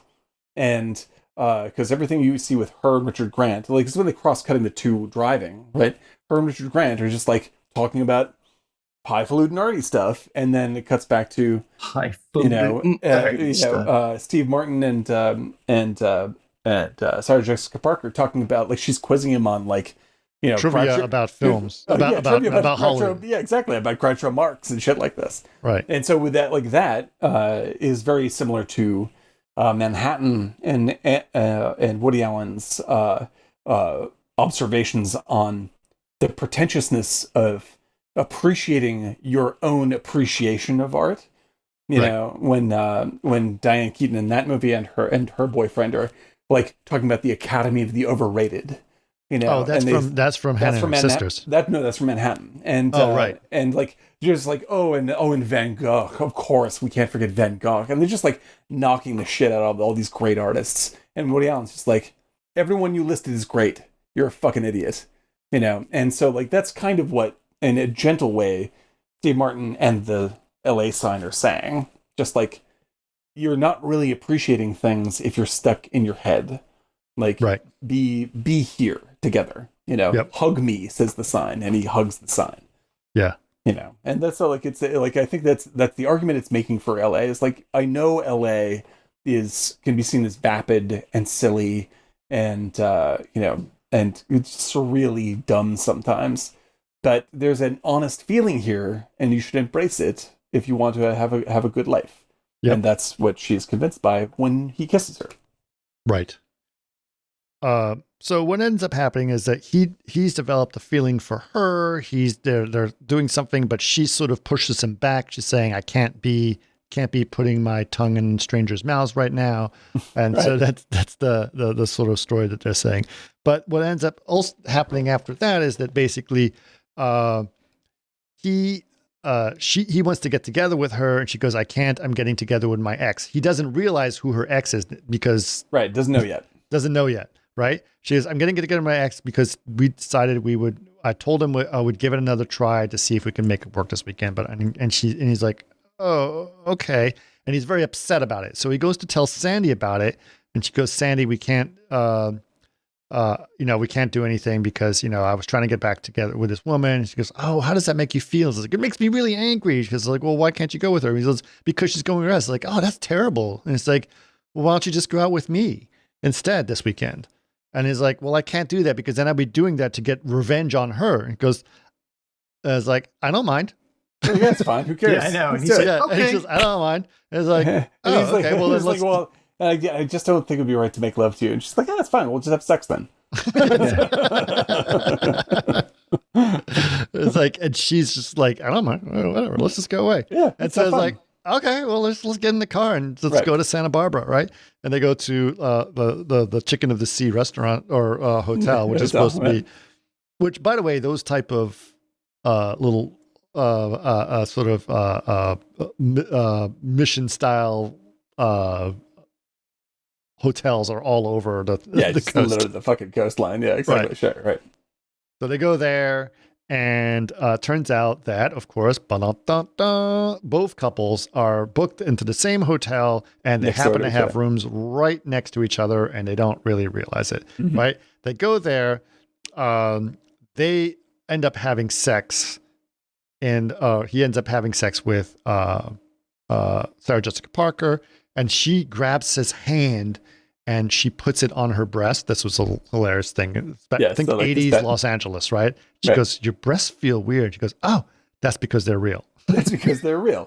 Which, well, I just have to point out, that fits the theme. That's a joke that fits the theme. It's like, there's the bullshit fake stuff. Yeah. But if you want the real deal, it's me. Right. Like that's what the movie is. I always like, no matter how dumb the gag is, I like when movies connected to what the movie's trying to say. Like, keep on underscoring that shit. That's what good writing is. So they end up having sex, and then because they're room next door and the room next door, they don't know that they're next to each other in their room. This gets the English guy all riled up to have sex with Victoria Tennant, and they're all like, it's like, oh, look, they're all hearing each other have sex at different moments in time, and they're like, and Steve Bonner's like, oh, they're really doing it. And then Sarah Jessica Parker's like, oh, it's so beautiful. And he's like, they're really going at it. It's like they're cheating on someone, right? And right, exactly. Right. That's really enthusiastic. They must be cheating on somebody, right? And then after their whole post-coital moment, they have these little things where their little bubbles are going up about who they're thinking about, right? Right. And of course, Steve Martin's thinking about the English girl's thinking about Steve Martin. And then the English guy's thinking about some Another dude. guy. And Jessica Parker is just thinking about some dude as well, right? Right. Which is very Annie Hall as well. Which is very Annie Hall. Very and Annie also Hall. It's funny because like Richard E. Grant has become like like I said earlier, it becomes sort of like a gay icon in British culture. Right. Like he's gone on to great stage and film success, and this is like, that's what he plays up now, as opposed to like just like as a throwaway gag in this movie. It actually became his entire public personality, which is pretty great. Yep. And so he's they end up leaving, and they realize they're living next to each other. Of course, Sandy and Richard E. Grant have no idea. They don't care. And they're like, oh, well, let's all go to dinner together. But then, of course, Steve Martin and Victoria Tennant are very upset. Yes, right. They know because they all think each of them cheated on each other when they each did it. So they're very upset about it. Yeah, they're both guilty and they're both angry. They're both guilty and they're both angry. So at this point, they go to dinner, and Sandy says, "Oh, I love this beach. I just want to spin and spin and spin." Right? It's like, yes, they have spin? You can spin as much as you want here. All right. And so they're not very happy about it, and they leave. But okay, what? I'm trying to remember what happens because I saw it like 3-4 days ago. Now I can't remember.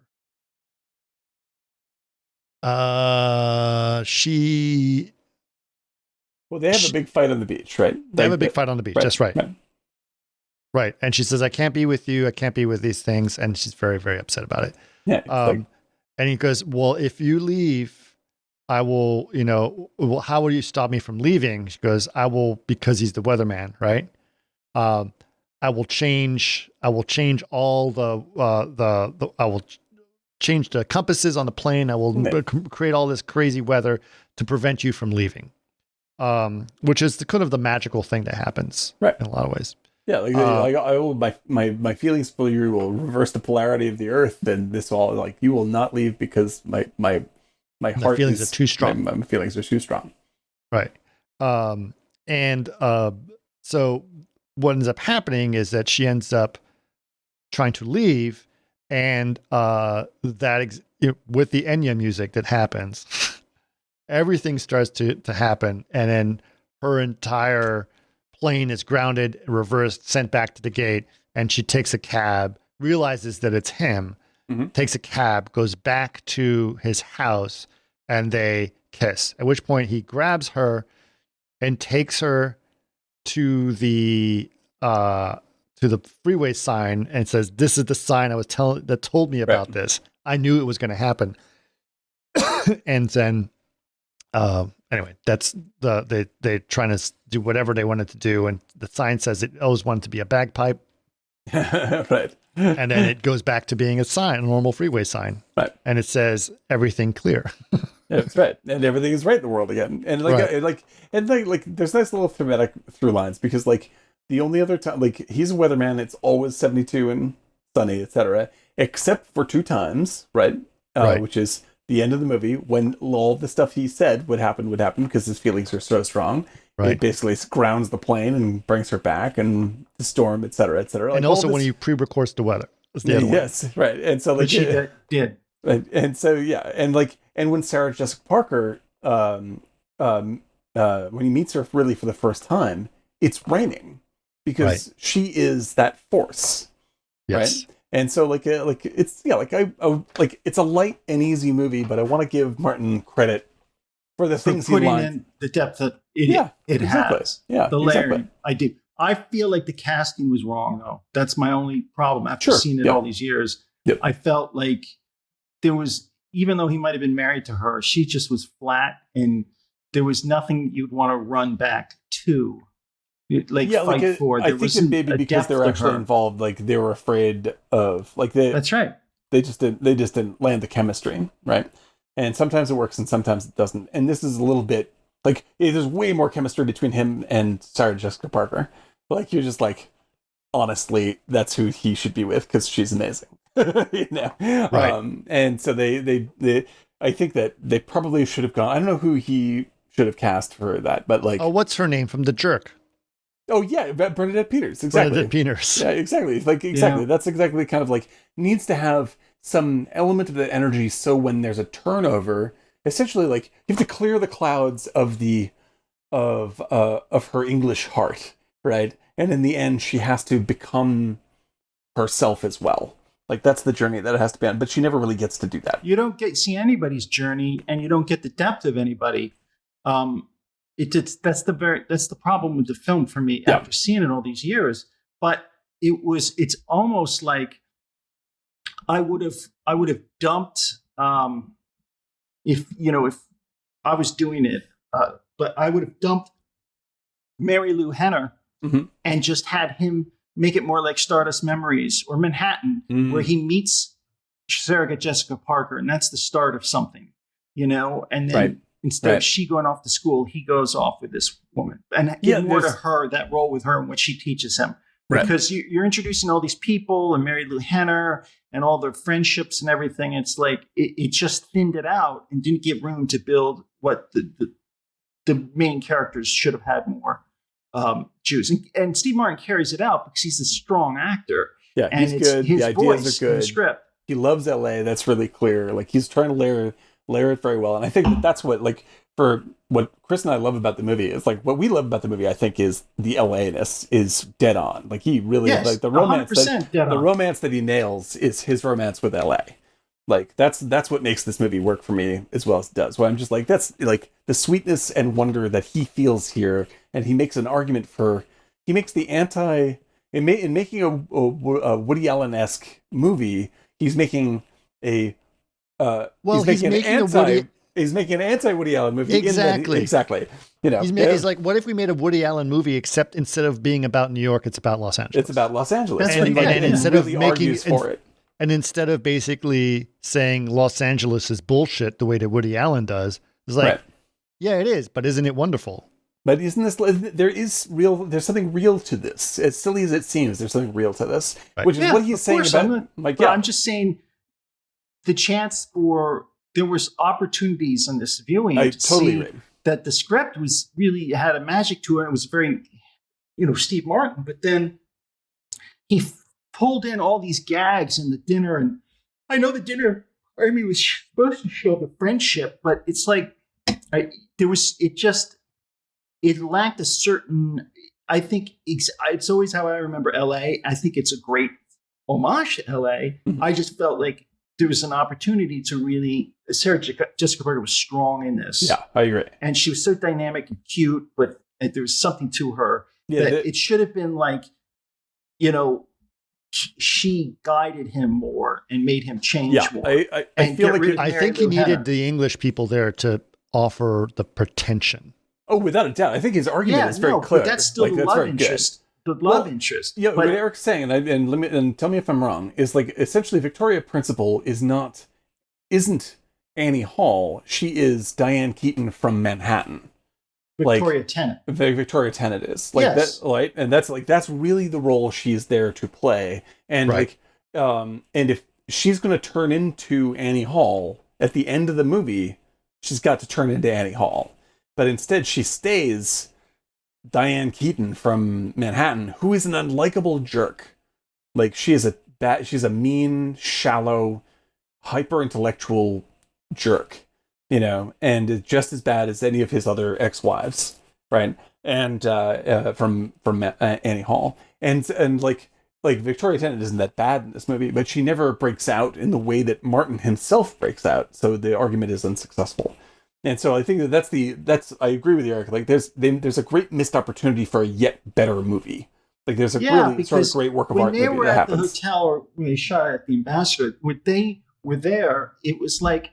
It should have been longer at the Chicken of the Sea, and it becomes more like the Neil Simon, at the Beverly Hills Hotel. Yeah, and there's other things that could have played out a little bit more, particularly on the beach scene, and the cat and mouse between his affection for her. Oh, I'll stay with her, because he allows himself to get really sort of deep and strange in so many other ways that it's too bad that he doesn't follow his instincts with those other characters. Right. Yeah. I just felt like there was opportunities to give more depth and what his actions were and what he was trying to do. You can have him start off getting fired, right?